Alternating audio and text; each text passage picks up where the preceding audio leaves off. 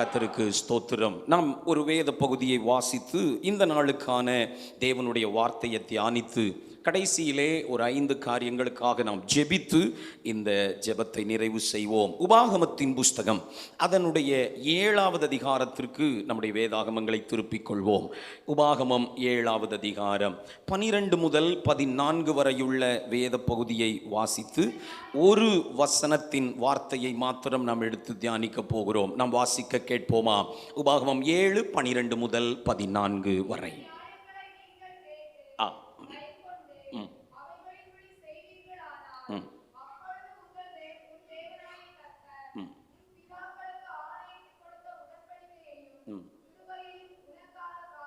Amen.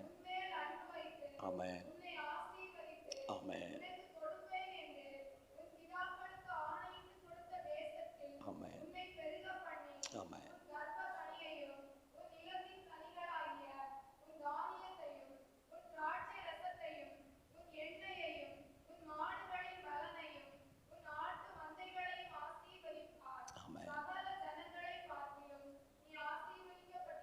Amen.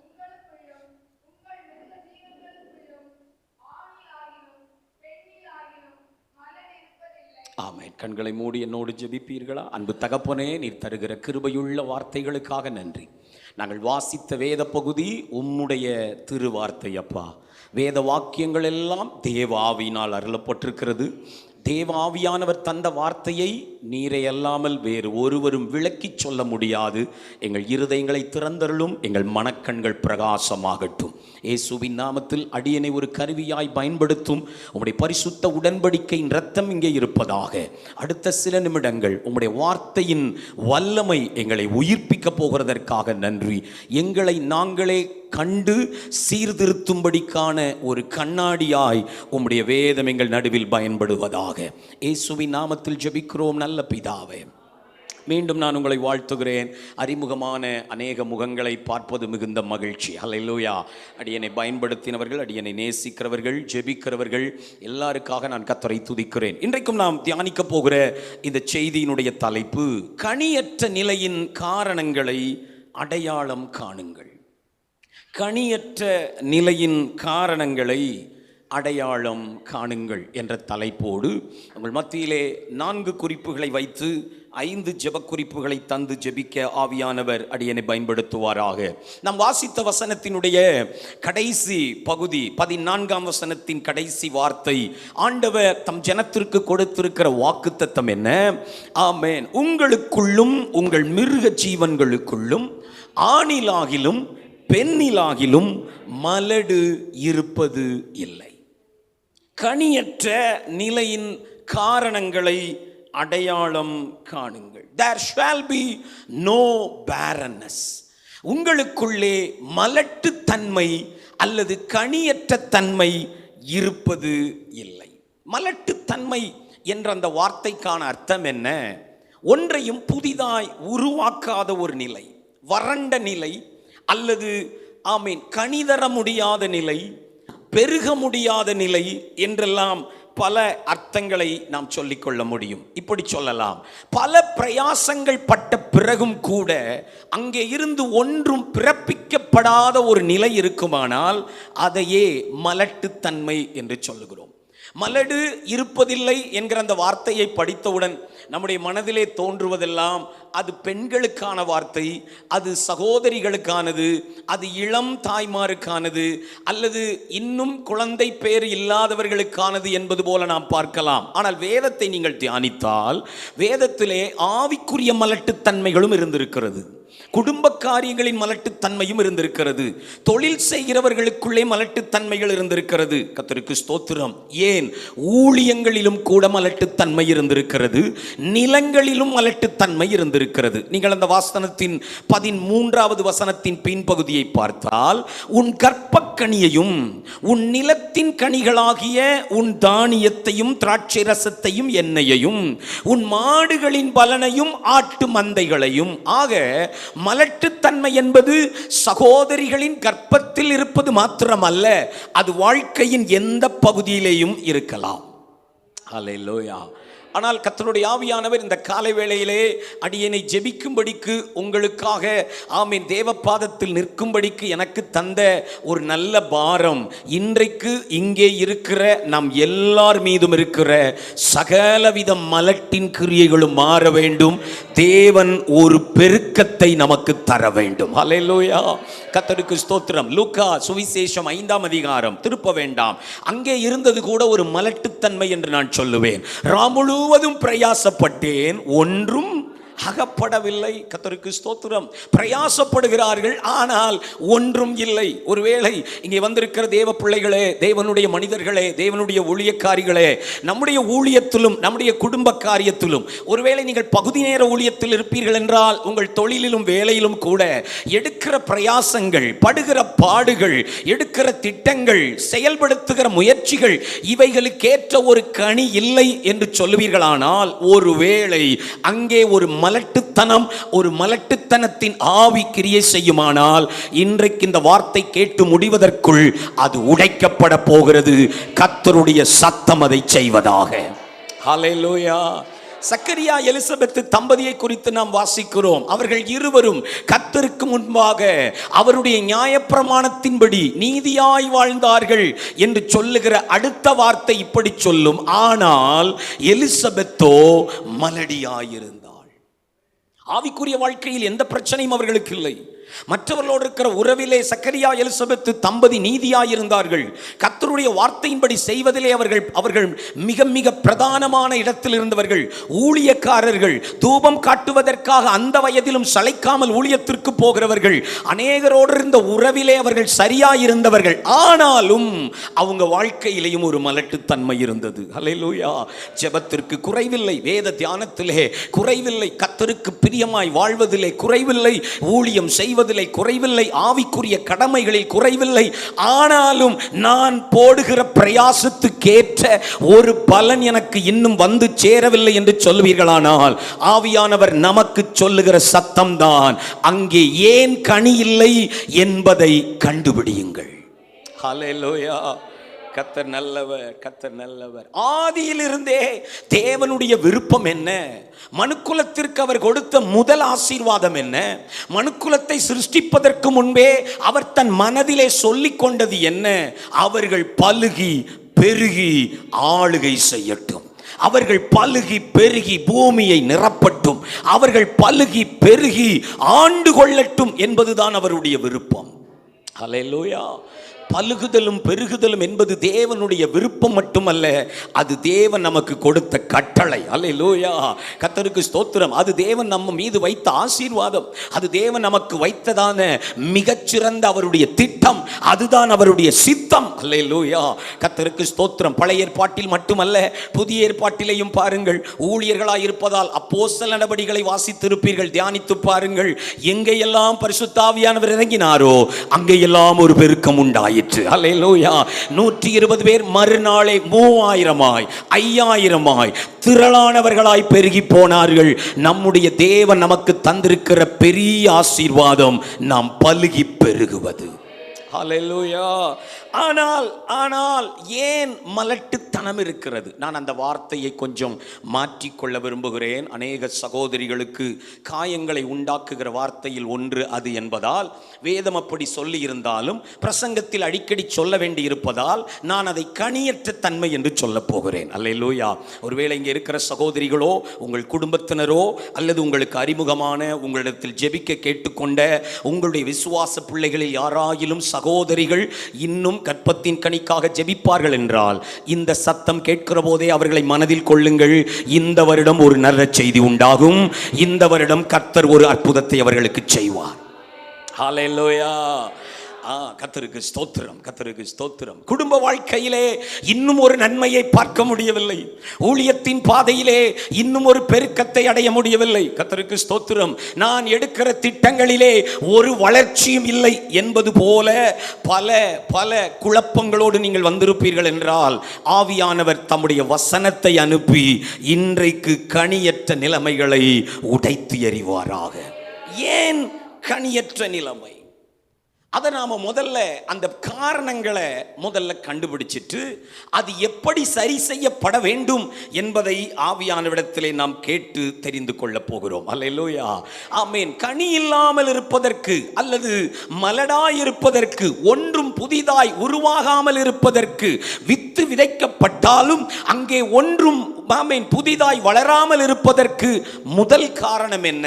ஆதியாகமத்தின் புஸ்தகம் 18வது அதிகாரம் 11 முதல் 13 வரைக்குள்ள வேத பகுதியை நாம் வாசித்தால் 11ஆம் வசனம், ஆபிரகாமும் சாராளும் வயது சென்று முதிர்ந்தவர்களாயிருந்தார்கள், ஸ்திரீகளுக்குள்ள வழிபாடு போதும் என்று நினைக்கிறேன். நம்பர் 1, முதலாவது ஏன் கனியற்ற தன்மை என்றால் முதிர் வயதினால் உண்டாகும் கனியற்ற நிலை.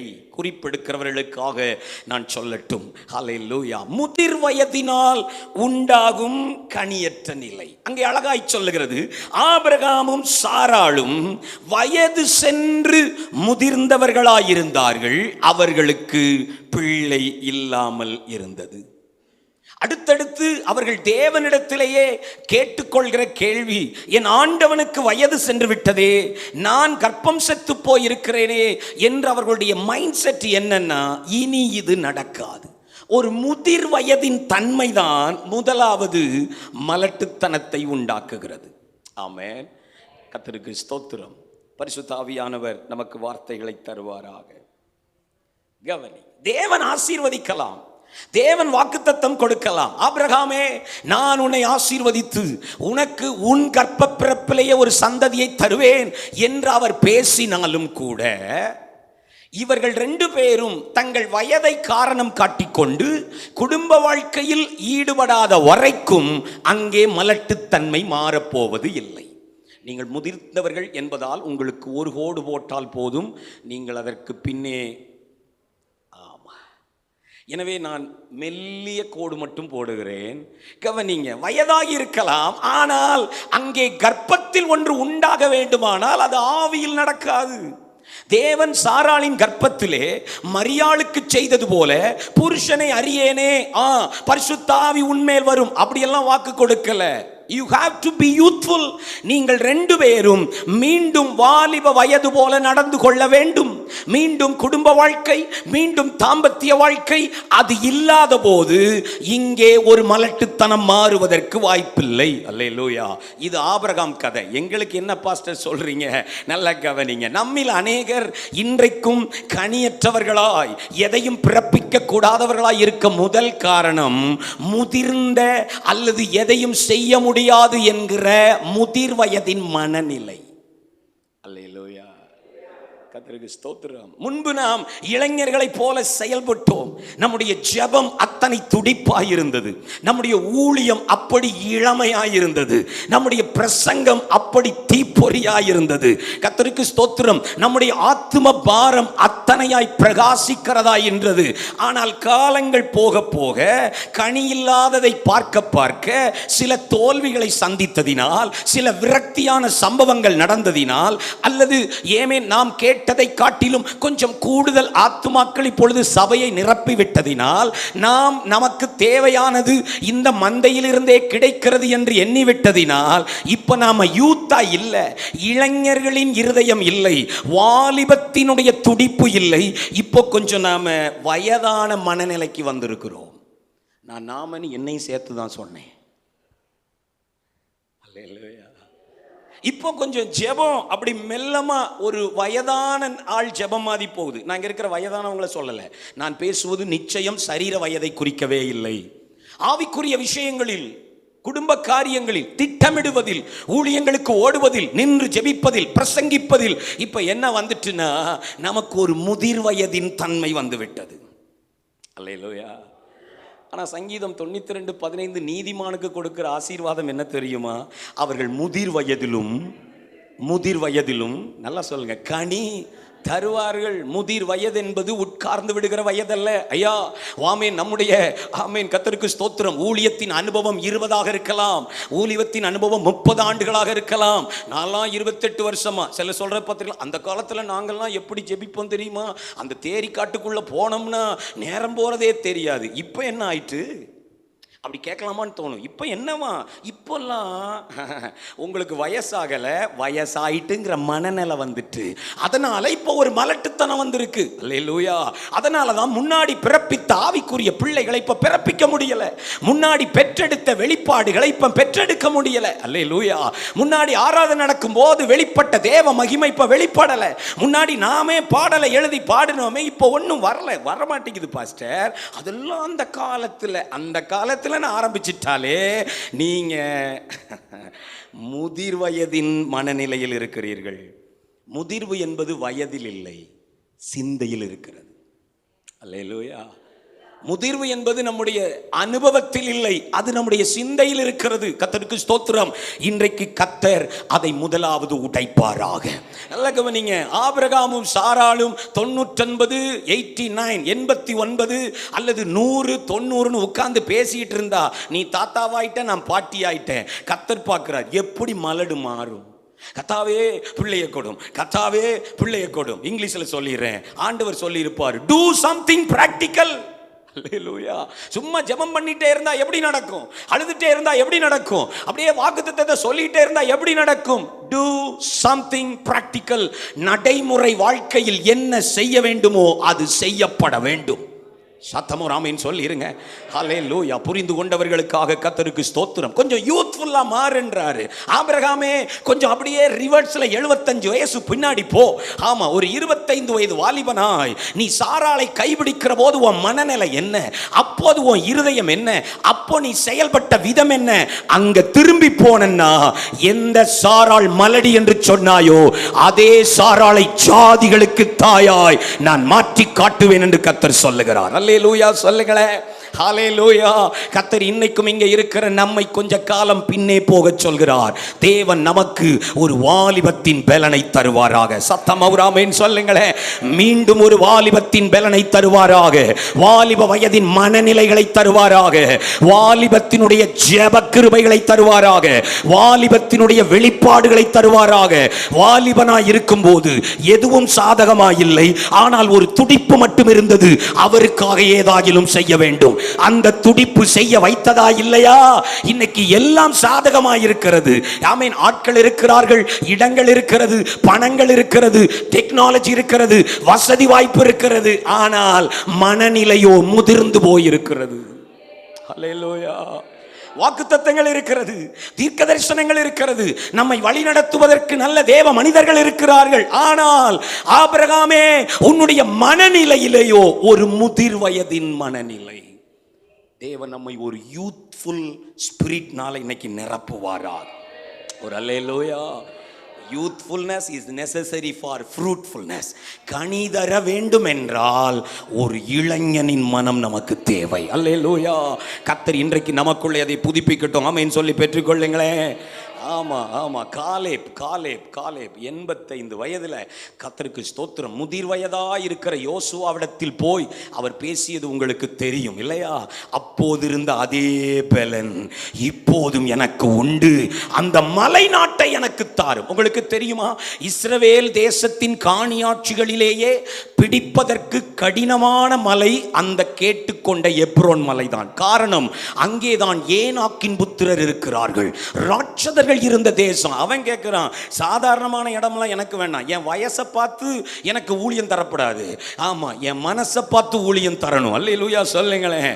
கொஞ்சம் வயசாயிட்டு ஒரு நல்ல இடமா கொஞ்சம் கொஞ்சம் அப்படி சாஃப்டா போட்டு விடுங்க. அப்படி கேட்கல காலேப் கேட்கிறான், இருக்கிறதுல கஷ்டமானதை தாங்க, என்னப்பா வேணும், எப்ரோனை தாங்க. எப்ரோனா இந்த வயசுலயா என்னையா பண்ணிட போறான்? நான் அவரை உத்தமமாய் பின்பற்றினபடியால் வேறே ஆவி உள்ளவன். அல்லேலூயா. வயது மாறி இருக்கிறது, தோற்றம் மாறி இருக்கிறது, முடி நரை விழுந்திருக்கிறது, ஆனா உள்ளே இருக்கிற ஆவி இன்னும் இளமையாதான் இருக்குது. உள்ளே இருக்கிற ஆவி இன்னும் வயதாகி விடவில்லை. தரிசனம் இன்னும் இளமையா இருக்கும் என்றால் கர்த்தர் உங்களை கொண்டதை செய்கிறவர். ஹல்லேலூயா. 103 சங்கீதம் 5 வசனம் நாம் அடிக்கடி சொல்வோம், கழுகுக்கு சமானமாய் உன் வயது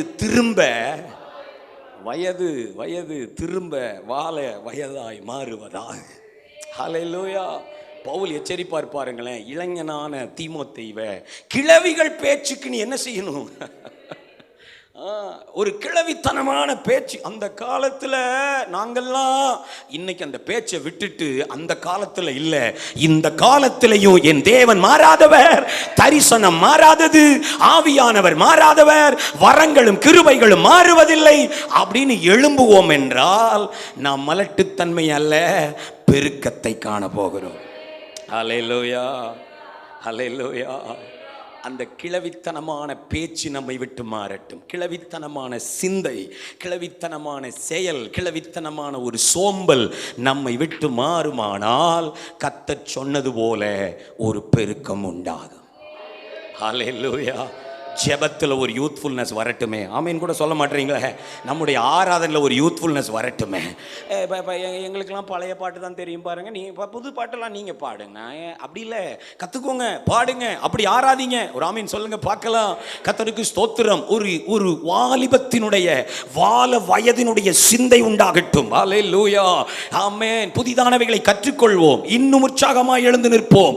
ஆமென். கர்த்தருக்கு ஸ்தோத்திரம். இந்த காலத்தில் எப்படியெல்லாம் ஊழியம் செய்ய வேண்டும் என்பதை தேவனிடத்தில் கேட்டு அவற்றின்படியே செய்வோம் என்றால் மலடு இருப்பது இல்லை. ஆமென். கர்த்தர் நல்லவர். No retirement. கர்த்தருக்கு ஸ்தோத்திரம். ஆபிரகாமே, உனக்கு ரிட்டையர்மெண்டே கிடையாது. ரிட்டையர்மெண்டான மனநிலை வந்தால் மலட்டுத்தன்மை வந்துடும். முதல் காரணம் என்ன? மலட்டுத்தன்மையின் முதல் காரணம் முதிர் வயதினால் உண்டாகிறது. முதுமையின் சிந்தை மாறுவதாக. நம்பர் 2, ஆமென். மலட்டுத்தனத்தின் இரண்டாவது காரணம் என்ன?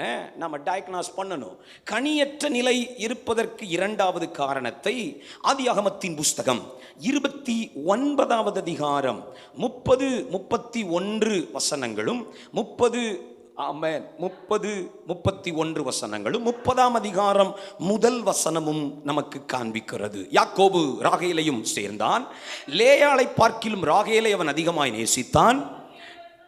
31ஆம் வசனம், லேயாள் அற்பமாய் எண்ணப்பட்டாள் என்று கர்த்தர் கண்டு அவள் கர்ப்பம் தரிக்கும்படி செய்தார். ஏன்? 31 அவளுடைய குணத்தை பற்றி சொல்கிறது. ராகேல் பிள்ளை பெறாததை, அவ்வளவுதான், போதும். நம்பர் 2, ஏன் கனியற்ற நிலைமைகள் நம்முடைய ஊழியங்களில், நம்முடைய குடும்பத்தில், நம்முடைய சரீரத்தில் தவறான நோக்கத்தினால் உண்டாகும் மலட்டுத்தனம். barrenness of wrong motives. எனக்கு பிள்ளை கொடும், இல்லாவிட்டால் நான் சாகுறேன் அப்படின்னு இந்த அம்மா கேட்டது இல்லையா? நோக்கம் என்ன தெரியுமா? ஆவியானவர் நமக்காக எழுதி வச்சிருக்கிறார். பொறாமை கொண்டு. சொல்லுங்க, பிள்ளை கேட்கறது எதுக்கு? பக்கத்தில் இருக்கிறவரை கம்பேர் பண்ணி அவளுக்கு இருக்கு, அதனால எனக்கும் இருக்கணும். எனக்கு பெருக்கம் எதுக்கு? ஆண்டவரே, எனக்கு திரளான ஆத்துமாக்கள் வேண்டும். ஆண்டவரே, என் குடும்பத்திலே ஒரு பெரிய பெருக்கம் வேண்டும். ஆண்டவரே, என்னுடைய ஊழியத்திலே ஒரு பெரிய வளர்ச்சி வேண்டும். ஆண்டவர் கேட்கிறான்னு வைங்களேன், எதுக்கு நீ கேட்கிற இந்த தரிசன பெருக்கம், ஆத்தும பெருக்கம், ஊழியத்தின் பெருக்கம் எதற்கு அப்படின்னு கேட்பார்னா என்ன பதில் அங்கே இருக்குது? ராகேல்கிட்ட இருந்த பதில் என்ன தெரியுமா? எனக்கு வேண்டும் அதில்ல, அவளுக்கு இருப்பதால் எனக்கு வேண்டும்.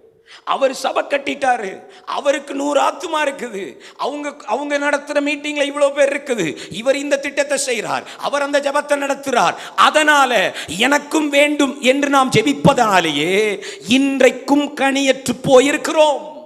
கம்பாரிசன், இன்னொருவருடைய அழைப்போடு ஒப்பிட்டு, கர்த்தருக்கு ஸ்தோத்திரம், இன்னொருவர் செய்வதோடு ஒப்பிட்டு கவனிங்க, அதனால எனக்கு வேண்டும் அல்ல, அது அல்ல. அப்படி கேட்பதாலும், அப்படி செயல்படுவதாலும், அப்படி துணிகரமாய் முடிவெடுப்பதாலும் எத்தனை ஊழியங்கள் தோற்று கிடக்கின்றன அல்லது கனியற்று நடக்கின்றன. அல்லேலூயா. உயிர்ப்பியும் ஜெபத்தை பார்த்தால் கொஞ்சம் பொறாமையாகத்தான் இருக்கிறது. அப்படியே காப்பி பண்ணி தென்காசியில் ஒரு உயிர்ப்பியும் போட்டு நானும் இதை மாதிரிலாம் பண்ணலாம் நினச்சிங்கன்னா என்ன ஆகும்? அது ஒரு விசேஷ கிருபை. ஆமென் சொல்லுங்களேன். ஊழியர்களுக்கு தெரியும் ஊழியர் கூட்டம் நடத்துறதே எவ்வளோ கஷ்டம்னு. ஊழியர்களை கூட்டி 7 மணி நேரம் ஜெபம் வைக்கிறது எவ்வளோ கஷ்டம். அவர் கஷ்டம் இல்லாமல் மாதம் மாதம் செய்வதற்கு ஒரு காரணம், அது தேவன் அவருக்கு கொடுத்த தனி கிருபை, அது தனித்துவமான அபிஷேகம். அது கூட போட்டி போட்டு நானும் செய்வேனா கத்த மலடாவே இருடா. அப்புறம் சொல்கிறேன், பிள்ளை கூடும் இல்லை என்றால் நீங்கள் வாங்க பிரதர், நீங்கள் ஏதாவது கொடுப்பீங்களா பிரதர், நீங்கள் ஒரு பாட்டு பாடுவீங்களா பிரதர். இங்கே பாருங்கள், ஏன் இப்படி கேட்டுட்டு அலைகிறோம் தெரியுமா, ராகேல் மாதிரி. ஏன்னா நம்முடைய மோட்டிவ் தவறு. நம்முடைய உள்ளான நோக்கத்திலே தேவராஜ்யம் கட்டப்பட வேண்டும் இல்லை, என் சந்ததி பெருக வேண்டும், கர்த்தர் எனக்கு சொன்னது நிறைவேற வேண்டும், என் அழைப்பு நிறைவேற வேண்டும், என்னை அவர் எதற்காக பிடித்தாரோ அதற்குத்தான் கேட்கிறேன் என்பதெல்லாம் அல்ல. ரேமேன் கவனி, லேயாளுக்கு இருப்பதால் எனக்கும் வேண்டும். கர்த்தருக்கு ஸ்தோத்திரம். தவறான நோக்கம், தவறான எதிர்பார்ப்பு, தவறான குணாதிசயங்கள் நம்மை கனியற்றவர்களாய் நிறுத்தி விடுகிறது. அல்லேலூயா. பொறாமை கொண்டாள். 29ஆம் அதிகாரம் சொல்கிறது, அற்பமாய் எண்ணினாள். கீழே நீங்கள் வாசித்தால் வாக்குவாதம், எப்போதும் பொறாமை, எப்போதும் கம்பாரிசன், எப்போதும் யாக்கோபிடத்தில் போராட்டம். இல்லை என்றால் சாகுறேன் சாகுறேன் சாகுறேன். வாயை திறந்தாலே வார்த்தை, ஆனால் கேட்பது என்ன, எனக்கு கனி கொடுக்க வேண்டும்.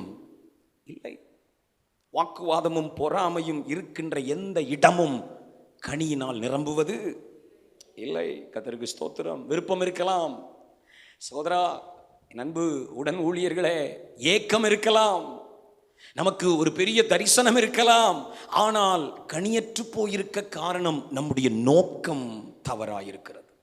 என்னுடைய ஓட்டத்தை பிரயோஜனம் உள்ளதாய் மாற்றுவது சரியான நோக்கம்.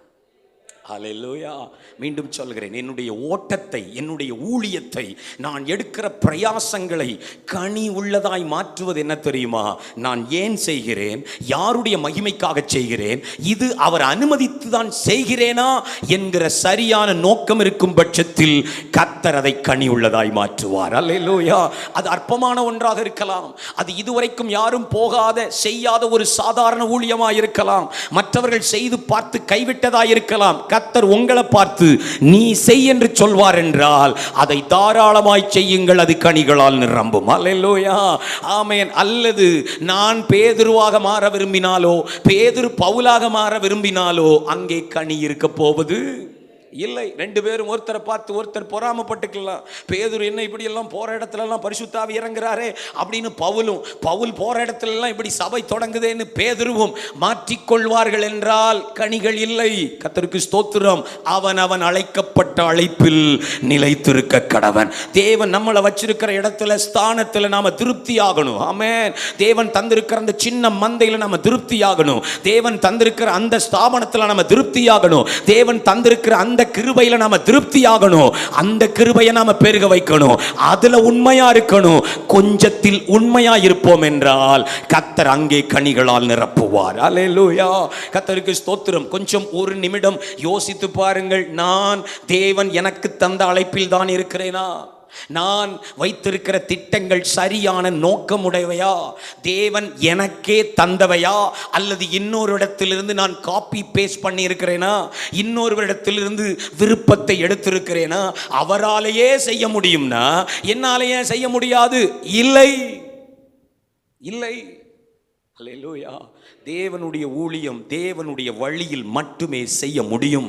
தேவனுடைய ஊழியம் அவருடைய பலத்தில் மட்டுமே செய்ய முடியும். மாம்சத்தில் பலம் இருக்கலாம், எண்ணிக்கை பலமாக இருக்கலாம், எனக்கு நிறைய ஞானம் இருக்கலாம், என்னுடைய படிப்பதுக்கு உதவி செய்யலாம், என்னிடத்திலே இதை செய்கிறதற்கு பணம் இருக்கலாம், ஆனால் தேவ கிருபை இல்லை என்றால் அது கனியற்றதாய் மாறிவிடும். அல்லேலூயா. கர்த்தருக்கு ஸ்தோத்திரம். இன்றைக்கும் ஆண்டவர் நம்மிடத்தில் கேட்கிறார், நீ பெருக விரும்புவதின் நோக்கம் என்ன? நோக்கம் சரிப்படுத்தப்படும் என்றால் அங்கே மலட்டுத்தனம் முடிவுக்கு வரும். அல்லேலூயா. கர்த்தர் நல்லவர். மூன்றாவதாக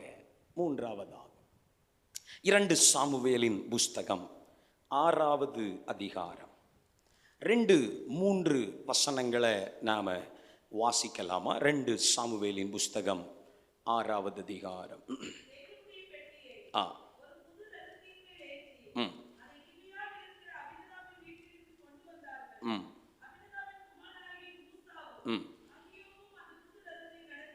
ஆமென். ம். 5வது வசனம் மட்டும் படிங்க. 5வது. தாவீதும் இஸ்ரவேல் சந்ததியாரும் ம் ம் ஆ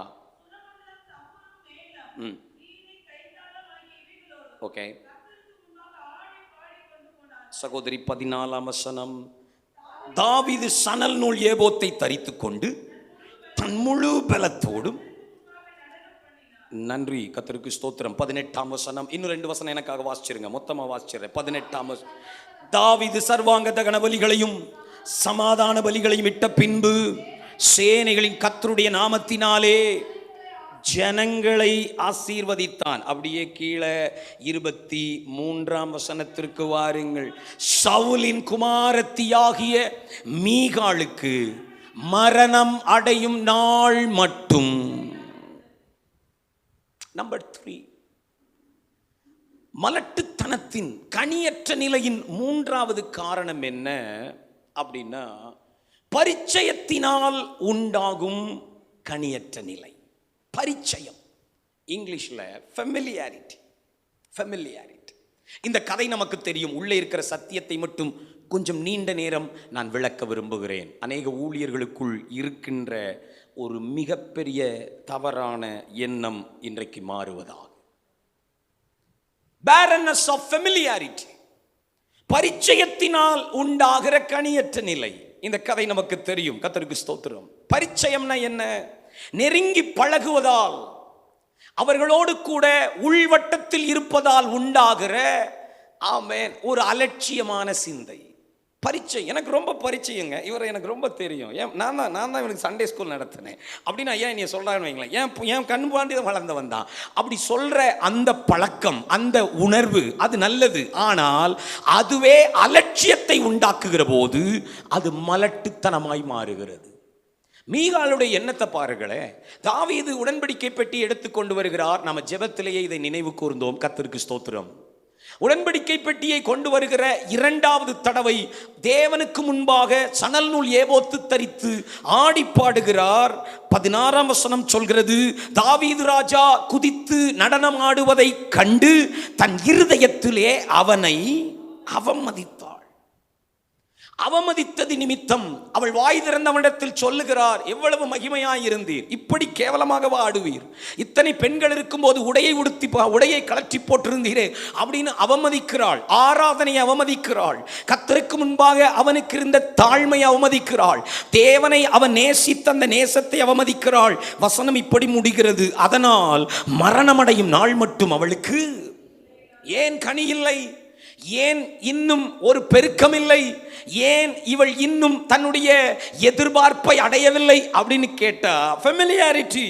என்ன ஃபெமிலியாரிட்டி? நாம் வாசித்த 18ஆம் வசனம் சொல்கிறது, தாவீது ராஜாவின் இடத்தில் இஸ்ரவேல் மக்கள் எல்லாரும் வந்து ஆசீர்வாதம் வாங்கி கொண்டார்கள். அவன் இஸ்ரவேலரை ஆசீர்வதித்தான்.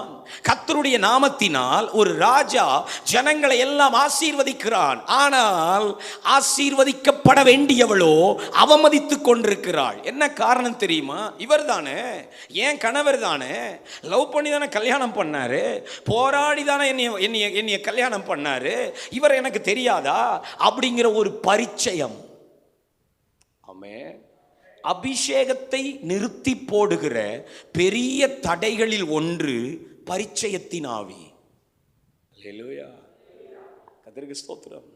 ஒரு பெரிய பிரசங்கியார், நாம் கனப்படுத்துகிற ஒரு பெரிய தேவ மனிதர் இங்கே வந்து நின்று ஒரு சாதாரணமான வார்த்தை சொன்னாலும் எல்லார் மீதும் அப்படி ஒரு அபிஷேகம் வரும். உங்கள் துக்கம் சந்தோஷமாய் அப்படின்னா ஊழியக்காரங்க மேலேயே மகிமை வந்துடும். ஆனா ஒரு சாதாரணமான நம்மோடு பக்கத்தில் இருக்கிற ஒரு தேவ மனிதர் தேவன் சொன்னார் என்று ஒரு ஆழமான சத்தியத்தை, ஒரு தீர்க்க தரிசனமான வெளிப்பாட்டை கொண்டு வந்து சொன்னால் கூட அப்படி ஒன்றும் பெருசா தெரியலையே. ஏன் அபிஷேகம் ஃப்ளோ ஆகல? யோசிச்சு பாருங்க. ஏன் அங்கே அற்புதங்கள் நடக்கல? ஏன் அங்கே தேவ மகிமைக்கு இடமில்லை? ஏன் அங்கே கனிகள் உண்டாகல? காரணம் பரிச்சயம். இவர் எனக்கு தெரியாதா? இவர் எப்போது என் கூட தானே. அல்லேலூயா. நோயிங் சம்ஒன் வெரி வெல் ரொம்ப டேஞ்சர். அப்படி நம்ம பழகாமல் இருக்க முடியாது. ஆனால் அந்த கிருபை, அந்த அபிஷேகத்தின் மீது இருக்கிற அட்மைரேஷன் குறையக்கூடாது. ஒரு அல்லேலூயா. நீங்கள் பெற்ற பிள்ளையாகவே இருக்கலாம் பாஸ்டர், உங்கள் உடன்பிறப்பாக இருக்கலாம், உங்கள் சொந்த மனைவியாக இருக்கலாம், சகோதரி உங்கள் சொந்த கணவனாக இருக்கலாம். ஆனால் இந்த பிரசங்க பீடத்திற்கு வந்துவிட்டால், ஊழியம் என்று வந்துவிட்டால், நீங்கள் அவருக்கு கொடுக்க வேண்டிய அந்த கனத்தை கொடுக்கிற போது மட்டுமே அவருக்குள் இருக்கிற கிருபையும் அபிஷேகமும் உங்களுக்கு பயனுள்ளதாய் மாறும். அல்லேலூயா. என் ஹஸ்பண்ட் தானே, என் மனைவி தானே பாடுறா அப்படின்னு நம்ம கொஞ்சம் வெளியே சுற்றிட்டு வர்றோன்னு வைங்களேன். ஆமாம், என் பிள்ளை தானே பிரசங்கிக்கிறான் அப்படின்னு பைபிளை மூடி வச்சுட்டு நம்ம உட்காந்துருக்கணும் வைங்களேன். கர்த்தர் எனக்கு அந்த சிறுவன் மூலம் சொல்ல வேண்டிய வார்த்தையை நான் இழந்து போவேன். அல்லேலூயா. கர்த்தருக்கு ஸ்தோத்திரம். நான் சிலரை உங்களுக்கு காண்பிக்க விரும்புகிறேன். தேவன், இந்த குறிப்பை நீங்கள் எழுதி கொள்ளணும்னு நினைக்கிறேன், தேவன் தம்முடைய அபிஷேகத்தை தேவ மனிதர்களுக்குள் மறைத்து வைத்திருக்கிறார். கனம் பண்ணுகிறவர்களுக்கு மட்டுமே அது பாய்ந்து வருகிறது. இன்னொரு தடவை சொல்லுகிறேன், தேவன் தன்னுடைய அபிஷேகத்தை தேவ மனிதர்களுக்குள் மறைத்து வைத்திருக்கிறார். உங்கள் பக்கத்தில் இருப்பவர் வயதானவராயிருக்கலாம், சிறிய சபையின் போதகராயிருக்கலாம், வேதாம கல்லூரிக்கு போகாதவராயிருக்கலாம், ஒரு பிரபலமாகாத தேவ மனிதனாயிருக்கலாம். ஆனால் அவருக்குள்ளும் தேவனுடைய கனமான அபிஷேகம் மறைத்து வைக்கப்பட்டிருக்கிறது. எப்போ நீங்க அந்த தேவ மனிதனை கனம் பண்றீங்களோ அது உங்களை நோக்கி பாய ஆரம்பிக்கிறது. அல்லேலூயா. கர்த்தருக்கு ஸ்தோத்திரம். தேவனுடைய அபிஷேகம் கடத்தப்படுவதற்கு பிரிட்ஜ் என்ன தெரியுமா, கனெக்ஷன் என்ன தெரியுமா? நான் கொடுக்கிற கனம். புரிஞ்சவங்க ஆமென் சொல்லிருங்களேன். அல்லேலூயா. நான் கனம் பண்ணும் போது அந்த அபிஷேகம் கடத்தப்படுகிறது. இந்த ட்ரிக்கு, இந்த ஸ்பிரிச்சுவல் சீக்ரெட் தெரியாம தான் கர்த்தருக்கு ஸ்தோத்திரம் நாம நிறைய நன்மைகளை இழந்துட்டு இருக்கிறோம், நிறைய கனிகளை இழந்துட்டு இருக்கிறோம். அதனால பெரிய தேவ மனிதர்கள், பிரபலமானவர்கள், கனம் பெற்றவர்கள், அவங்க நடத்துகிற கூட்டங்களில் நடக்கிற அற்புதங்கள் அவர்களை காட்டிலும் அதிக கிருபை உள்ளவர்கள் கூட்டத்தில் நடக்கல. ஏன்? இந்த ஜனம் அவங்களை எப்படி பார்க்குது?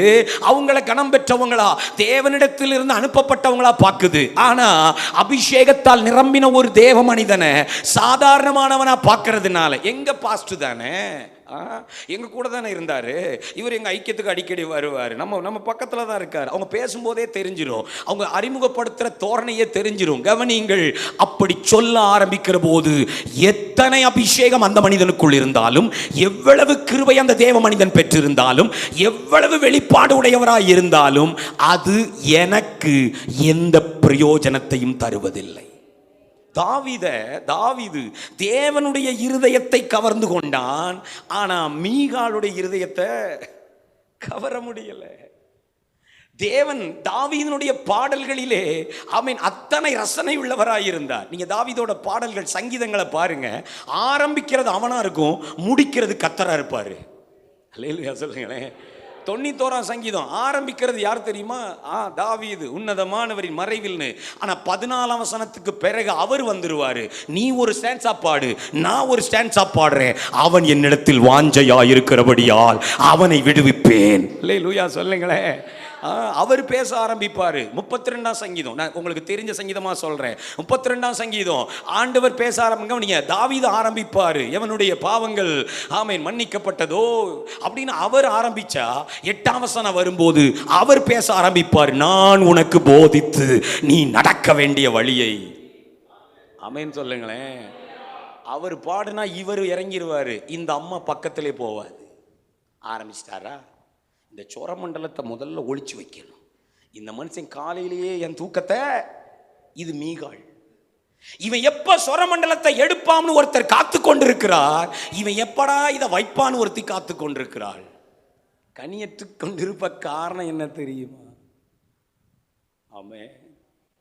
அநேக போதகர்கள் தங்களை வளர்த்த தகப்பன்மாரை பரிச்சயமாய் பார்ப்பதினால், அவருடைய பலவீனங்களை ஆராய்ச்சி செய்வதால், குடும்ப வாழ்க்கைக்குள் நுழைந்து அவளுடைய சின்ன சின்ன குற்றங்குறைகளை எல்லாம் பெரிதாக மனதில் வைத்துக் கொண்டிருப்பதால் அந்த தகப்பன்மார் தர வேண்டிய கிருபைகளை வாங்கிக் கொள்ள முடியாமல் இருக்கிறார்கள்.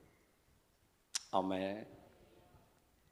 இயேசு கிறிஸ்து மார்க் 6ஆம் அதிகாரம், ஊரெல்லாம் சுற்றி திரிந்த அற்புத அடையாளங்களை செய்தவர், ரோமர்களுக்கும் புறஜாதிகளுக்கும் கானானிய ஸ்திரிக்கும் செய்தவர், சொந்த ஊருக்கு வந்தார், ஒரு அற்புதமும் ஏன் செய்ய முடியல? காரணத்தை மார்க் எழுதுகிறார். இவங்க ஆராய்ச்சி, இவன் தச்சன் அல்லவா, இவன் தச்சனின்,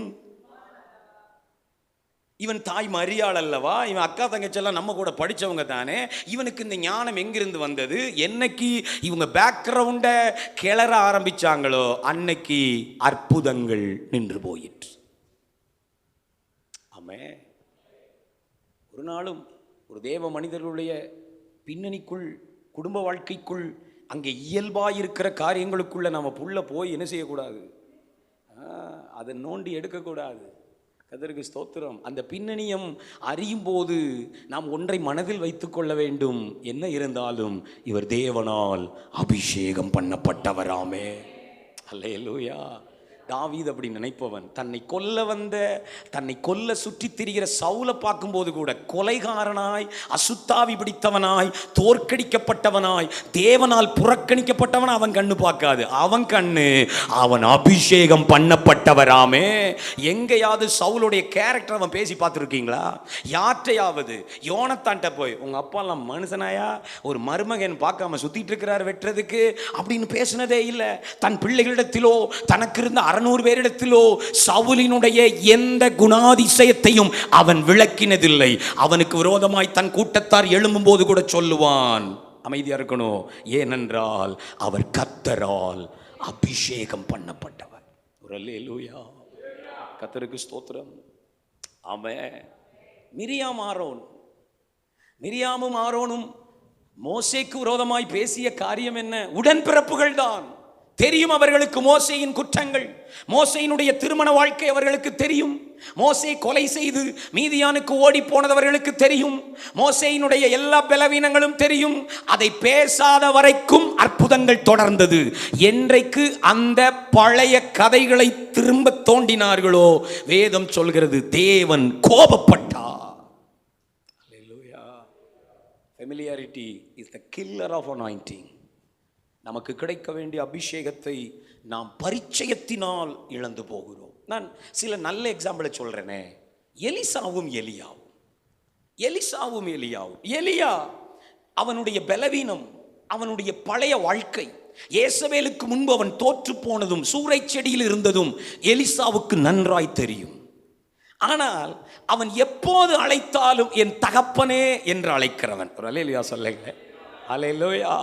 ஆமென். ரதமும் குதிரை வீரனுமாய் இருந்தவரே என்று அழைக்கிறவன்.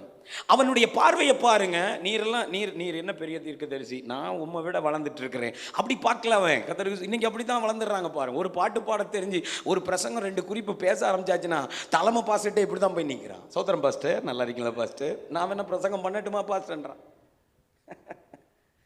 ஆறான நீங்க நடத்துறீங்களா, நான் நடத்தட்டுமா அப்படின்ற மாதிரி எல்லாம் ஆட்கள். ஃபெமிலியாரிட்டி அதோட நின்று போயிடுறான், மல்லடா ஆயிடுறான்.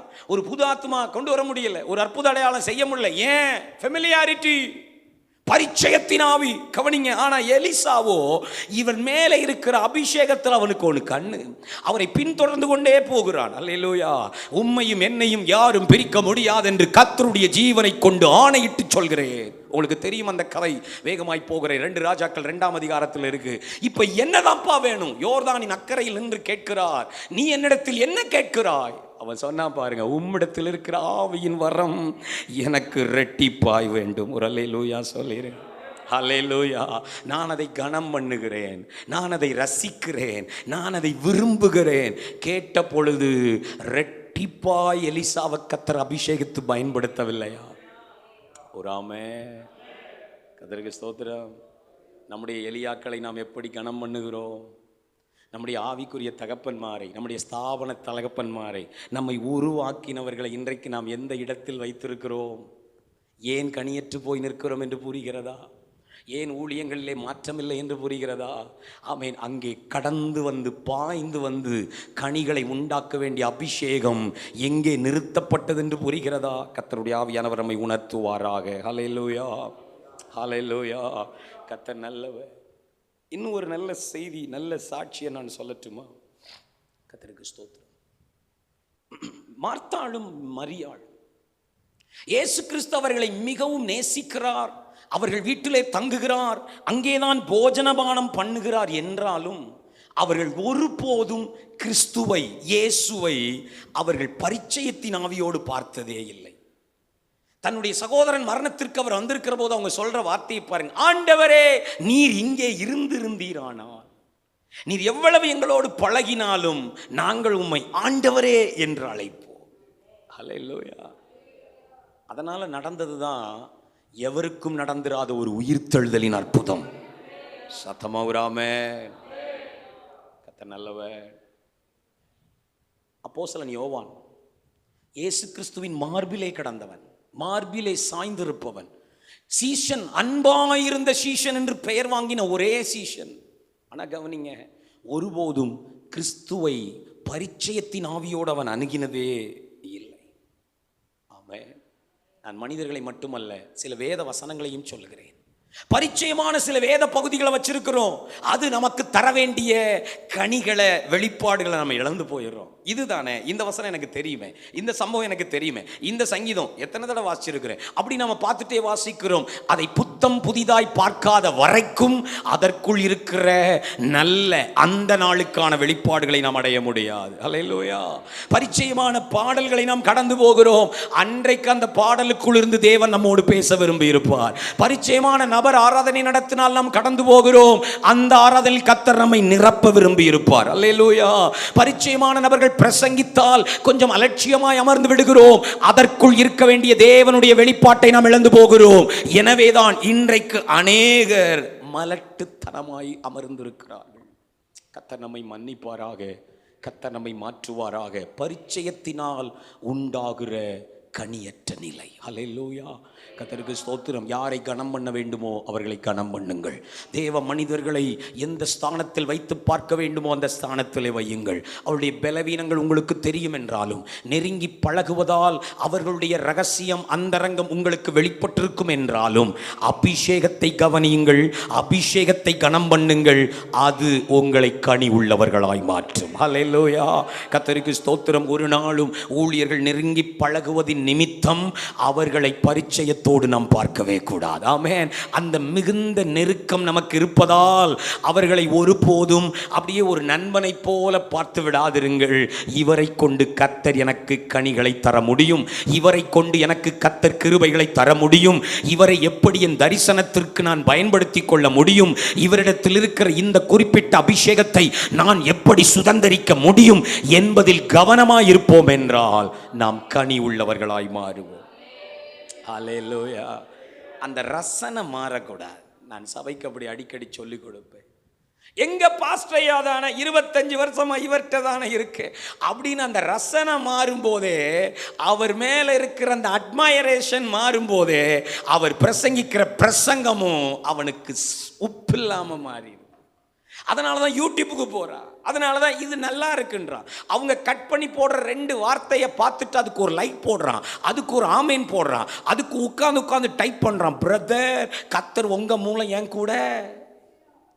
அங்க ஒருத்தர் நைட்டெல்லாம் உட்காந்து சனிக்கிழமை உறங்காம, ஆண்டவரே என் பிள்ளைக்கு என்ன கொடுப்பேன், ஆண்டவரே என் ஜனத்துக்கு என்ன கொடுப்பேன்னு அழுது புலம்பி பிரசங்க இட்டு வந்தா, இவரா எங்க பாஸ்டரையா எப்போவுமே அப்படித்தான் பேசுவாரு. அவர் என் பாயிண்டா பேச மாட்டாரு. ஒரு 3 பானா 3 பீனா ஏதாவது பேசலாம்ல. இவர் எடுத்தாருன்னா அப்படியே போயிட்டே இருக்காரு. அந்த போயிட்டே இருக்காரு தான் உன்னை கனி உள்ளவனா மாத்த போகுதுன்னு நிறைய பேருக்கு. கர்த்தருக்கு ஸ்தோத்திரம். இன்றைக்கு அந்த பரிச்சயத்தின் ஆவி, அந்த பரிச்சயத்தின் சிந்தை நம்மை விட்டு விலகுவதாக. ஒரு hallelujah. Don't evaluate, don't put marks. மதிப்பெண் கொடாதிருங்கள். நாம் இங்கே அமர்ந்திருப்பது மார்க் போடுறதுக்கு இல்லை, மதிப்பீடு செய்யல, இவாலுவேஷன் பண்ண. இன்னைக்கு எப்படி இருந்தது ஜெபம்? பரவாயில்ல, பகுதி கொஞ்சம் பரவாயில்ல. அந்த டீக்கு பிறகு அப்படி கொஞ்சம் இறங்கி அப்படி ஏறிச்சு. இதுக்கு தான் போகிறோமா இல்லையா? இதற்கு ஸ்தோத்திரம். இல்லை இல்லை, அப்படி போவதால் தான் நாம் தேவன் அன்றைக்கு என்ன தருவார், அவர் என்ன தர விரும்புகிறார், என்னை என்னவாய் மாற்ற விரும்புகிறார் என்பதை நாம் இழந்து போகிறோம். கர்த்தர் நல்லவர். 4வதாய் கடைசியாய் 1 சாமுவேல் 1ஆம் அதிகாரம் 5ஆம் வசனம், 10ஆம் வசனம், 11ஆம் வசனம் தெரியும் என்பதால் நான் ஸ்கிப் பண்ணி போகிறேன். கர்த்தர் நம்மோடு பேசுவாராக. 1 சாமுவேல் திருப்பி மாத்திரம் வைத்துக் கொள்ளுங்கள். அன்னாளை குறித்து அங்கே எழுதியிருப்பது உங்களுக்கு தெரியும். கர்த்தரோ அவள் கர்ப்பத்தை அடைத்திருந்தார். 10-11 அவளுடைய பொருத்தனையின் ஜெபம் எழுதப்பட்டிருக்கிறது. barrenness of expectations, எதிர்பார்ப்பினால் உண்டாகும் கனியற்ற நிலை. ஆமென். எதிர்பார்ப்பினால் உண்டாகும் கனியற்ற நிலை. ஏன் கனி இல்லை? ஏன் என் ஊழியத்திலே பெருக்கம் இல்லை? என் குடும்பத்திலே ஏன் கனி இல்லை? என் சரீர வாழ்க்கையில் ஏன் கனி இல்லை? தேவனுடைய எதிர்பார்ப்பு, தேவனுடைய ஏக்கம் ஒன்று உங்கள் வாழ்க்கையின் மீது இருக்கலாம். அல்லேலூயா. நீங்க ஒரு தேவையோட உட்கார்ந்து இருக்கீங்க. ஆண்டவரே, இந்த தேவையை சந்தியும், இந்த தேவையை எனக்காக நீர் செய்து முடியும் என்று கேட்கிற போது கர்த்தர் சொல்லுகிறார், அந்த தேவைக்குள் எனக்கு ஒரு தேவை இருக்கிறது. அன்னாலே, you have a need, உனக்கு ஒரு தேவை இருக்கிறது. நீ சிறுமைப்படுத்தப்படுகிறாய், ஆனால் எனக்கு ஒரு தேவை இருக்கிறது, ஒரு தீர்க்கதரிசி தேவை. அல்லேலூயா. உனக்கு ஒரு ஆண் மகன் இருந்தால் போதும், உன்னுடைய தேவை சந்திக்கப்படும் என்று சொல்லுகிறாய். எனக்கோ உன் தேவைக்குள் ஒரு தேவை இருக்கிறது. அல்லேலூயா. நம்முடைய ஜெபத்திற்குள் தேவனுடைய எதிர்பார்ப்பு ஒன்று இருக்கும் என்றால் அதுவும் நம்முடைய கனியை நிறுத்தி வைக்கிறது. ஆமென். கொஞ்சம் டயக்னாஸ் பண்ணணும், கொஞ்சம் அலசி பார்க்கணும். ஆண்டவரே, ஏன் இந்த ஊழியத்தில் இன்னும் ஒரு பெருக்கம் இல்லை? கர்த்தர் சொல்றாரு, நான் அதில் வேறொரு சித்தத்தை வைத்திருக்கிறேன். நான் உன் ஊழியத்திலே வேறொரு எதிர்பார்ப்பை வைத்திருக்கிறேன். நான் உன்னுடைய ஊழியத்திற்கு வேறொரு திட்டம் வைத்திருக்கிறேன். அவருடைய தேவை ஒன்று இருக்கும் என்றால் அது கனியற்றது போலவே இருக்கும். அல்லேலூயா. தேவ சமூகத்தில் உட்கார்ந்து அங்கே மனம் கசந்து அவள் அழுது அப்புறம் தான் அவர் பாதைக்கு திரும்புறா பாருங்க. அது வரைக்கும் நான் இப்படி சொல்லட்டும், ஒரு 10 வருஷம் ஜெபிச்சிருப்பான்னு வைங்களேன், வருடங்கள் குறிப்பிடப்படவில்லை. 10 வருடமா ஆண்டவரே எனக்கு ஒரு குமாரனை தாரும். எதற்கு?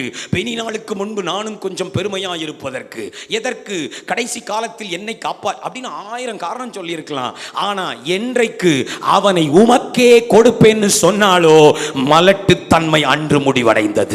தேவனுடைய எதிர்பார்ப்பு நிறைவேறுகிற போது கர்த்தருக்கு ஸ்தோத்திரம், தேவன் என்னுடைய எதிர்பார்ப்பை நிறைவேற்றுகிறார். அல்லேலூயா. ஊழியத்திலே ஒரு வெறுமையை உணர்றீங்களா? குடும்ப வாழ்க்கையில ஒருவித வெறுமையை உணர்றீங்களா? ஆமென். உங்களுடைய மனதிலே ஒருவித எம்ப்டினஸ் நீங்க எப்போது உணர்றீங்களா? அது தேவனுடைய வெறுமையை உணர்த்துவதாக இருக்கலாம். அது தேவனுடைய எதிர்பார்ப்பை உங்களுக்கு காட்டுவதாக இருக்கலாம். கர்த்தருக்கு ஸ்தோத்திரம். ஹல்லேலூயா. God may wait for you. தேவன் உங்களுக்காக காத்து கொண்டிருக்கலாம். தேவன் உங்களிடத்தில் ஏதோ ஒன்றை கேட்டுக் கொண்டிருக்கலாம். கர்த்தருக்கு ஸ்தோத்திரம். அதை அடம்பிடித்து இதுதான், இதிலே எனக்கு ஒரு கனி வேண்டும் என்று நாம் நிற்காமல், ஆண்டவரே உம்முடைய நோக்கத்தை நான் செய்வேன், உம்முடைய எதிர்பார்ப்பை நான் செய்வேன் என்று விட்டு கொடுக்கிற போது தேவன் அங்கே மலட்டுத்தனங்களை மாற்றுகிறார். கையை உயர்த்தி ஒரு அல்லேலூயா. நான் 4 காரணங்களை மீண்டும் நினைப்பூட்டி, மலட்டுத்தனம் மாறுவதற்கு செய்ய வேண்டியதில் அதிக நேரத்தை நாம் செலவழித்து ஜெபிக்கலாம். கர்த்தர் நம்மோடு பேசுவாராக. முதல் காரணம், ஏன் கனியற்ற நிலையில் இருக்கிறோம்? முதல் காரணம் முதிர் வயதின் மனநிலை. ஆமென். கர்த்தர் இன்றைக்கு அதை மாற்றுவாராக. 2, தவறான நோக்கத்தினால் உண்டாகும் கனியற்ற நிலை. Wrong motives. ஏன் கேட்கிறோம் என்பதே நமக்கு சரியாய் விளங்கவில்லை. ஏன் பெருக வேண்டும் அப்படின்னு கேட்டா பெருக்கம்தான் வெற்றி என்பது போல நாம் நினைக்கிறோம். அல்லேலூயா. கர்த்தருக்கு ஸ்தோத்திரம். ஆத்தும பெருக்கம் தான் ஊழியத்தின் வெற்றி என்று ஒரு சட்டம், எழுதப்படாத சட்டம், அப்படி ஒரு பேட்டர்ன் இருக்கு இல்லையா? ஆமா, கவனியுங்கள். இப்படி இருந்தாதான் ஜெயிச்சிட்டவங்க, இப்படி இருந்தா பெரிய ஊழியம், இப்படி இருந்தா அது கர்த்தருக்கு பிரியமானது, இவ்வளவு பெரிய ஊழியத்தை செஞ்சாதான் அது சக்சஸ்ஃபுல். அப்படி யார் சொன்னா? நாம வெற்றியை குறித்து தவறான மனப்பான்மைகளை வைத்திருக்கிறோம். அல்லேலூயா. எது வெற்றி? எது வெற்றி? 1000 பேர் கொண்ட ஒரு சபையை நடத்துவது வெற்றியா? எல்லா விதமான ஊழியங்களையும் எனக்கு தேவன் தந்திருக்கிறார். பத்திரிகை நடக்கிறது, அல்லது இங்கே ஒரு மீடியா ஊழியம் நடக்கிறது, இங்கே சில கூட்டங்கள் நடக்கிறது, நான் பிரபலமான கன்வென்ஷன் ஸ்பீக்கர், ஒரு வேதாம கல்லூரி இருக்கிறது, சில சில சில சில இல்லங்கள் இருக்கிறது, சில சில சோசியல் சர்வீஸ் இருக்கிறது, அப்படியெல்லாம் சொல்லுவதால் அந்த ஊழியம் வெற்றியா? எது வெற்றி? ஆமென். நாமளே நம்ம மனதுக்குள்ள ஒரு பேட்டர்ன் வச்சிருக்கிறோம். அந்த பேட்டர்னை போட்டதும் நம்ம ஆட்கள் தான். ஆமென். அப்படிப்பட்ட ஊழியர்கள் வந்தால் அவர்கள் பெரிய ஊழியர், அது ஐயோ ரொம்ப பெரிய ஊழியருங்க அப்படின்னு யாரை சொல்றோம், அதுதான் நம்மை வெற்றி என்றால் என்னவென்று தீர்மானிக்க வைக்கிறது. நீங்கள் அமைதியாக இருப்பதை பார்த்தால் ஏதோ வேலை நடக்கிறது. கர்த்தருக்கு ஸ்தோத்திரம். உண்மைதானா? எது வெற்றி? ஊழியத்தின் வெற்றி எதை சார்ந்தது? ஆத்துமாக்களின் எண்ணிக்கையை சார்ந்ததா? என் சபை கட்டடத்தின் அளவை சார்ந்ததா? நான் போகிற காரின் மதிப்பை சார்ந்ததா? எனக்கு கீழே இருக்கிற உடன் ஊழியர்களின் எண்ணிக்கையை சார்ந்ததா? அல்லது எனக்கு வருகிற காணிக்கை தசமபாக வருமானத்தின் அளவை சார்ந்ததா? இல்லை. ஊழியத்தின் வெற்றி என்பது அவர் என்னை எங்கே என்ன செய்ய வைத்தாரோ அதை முழுமையாய் செய்து முடிப்பதே வெற்றி. ஹல்லேலூயா. கர்த்தருக்கு ஸ்தோத்திரம், கர்த்தருக்கு ஸ்தோத்திரம். உங்களை தேவன் ஒரு சிறிய கிராமத்திலே அழைத்து அந்த கிராமத்தின் மொத்த மக்கள் தொகை 1000 பேர். அந்த 1000 பேரில் உங்களுக்கென்று ஒரு 100 ஆத்துமாக்களை தந்து அவர்களை சரியாய் மேய்த்து பரலோகத்தின் பாக்கியவான்களாய் நிறுத்துகிற தேறினவர்களாய் மாற்றி அவர்களில் சிலரை அடுத்த கட்ட தலைவர்களாய் எழுப்பி ஊழியங்களுக்கு அனுப்பி அந்த மந்தையை பத்திரமாய் காத்து வருவீர்கள் என்றால் நீங்களே அந்த ஊழியத்தின் வெற்றியாளர். அல்லேலூயா. நீங்க பட்டணத்தில் இருக்கிற ஒருவரோடு உங்களை கம்பேர் பண்ண வேண்டிய அவசியம் நிச்சயமா இல்லை. திருநெல்வேலியில் இருக்கிற ஒரு சபையோடு, சென்னையில் இருக்கிற ஒரு 30,000 50,000 பேர் இருக்கிற ஒரு சபையோடு, 150 கோடிகளுக்கு கட்டப்பட்டிருக்கிற ஒரு மாபெரும் ஆலயத்தோடு உங்களுடைய 40க்கு 20 ஆலயத்தை ஒப்பிட வேண்டாம். இது ரொம்ப சின்னது. அது எவ்வளோ பெருசு. கர்த்தாவே, நான் ஊழியம், நான்லாம் என்னங்க ஊழியம் செய்கிறேன், செஞ்சா இப்படி எல்லாம் செய்யணும் அப்படின்னு நம்ம ஒரு நாளும் சொல்லக்கூடாது. நம்முடைய நோக்கம் சரியா இருக்க வேண்டும். அல்லேலூயா. வெற்றியை குறித்த சரியான பார்வை உடையவராயிருங்கள். தேவன் உங்களுக்கு தந்த அழைப்பை உண்மையாய் செய்வதே தேவன் பாராட்டும் வெற்றி. அல்லேலூயா.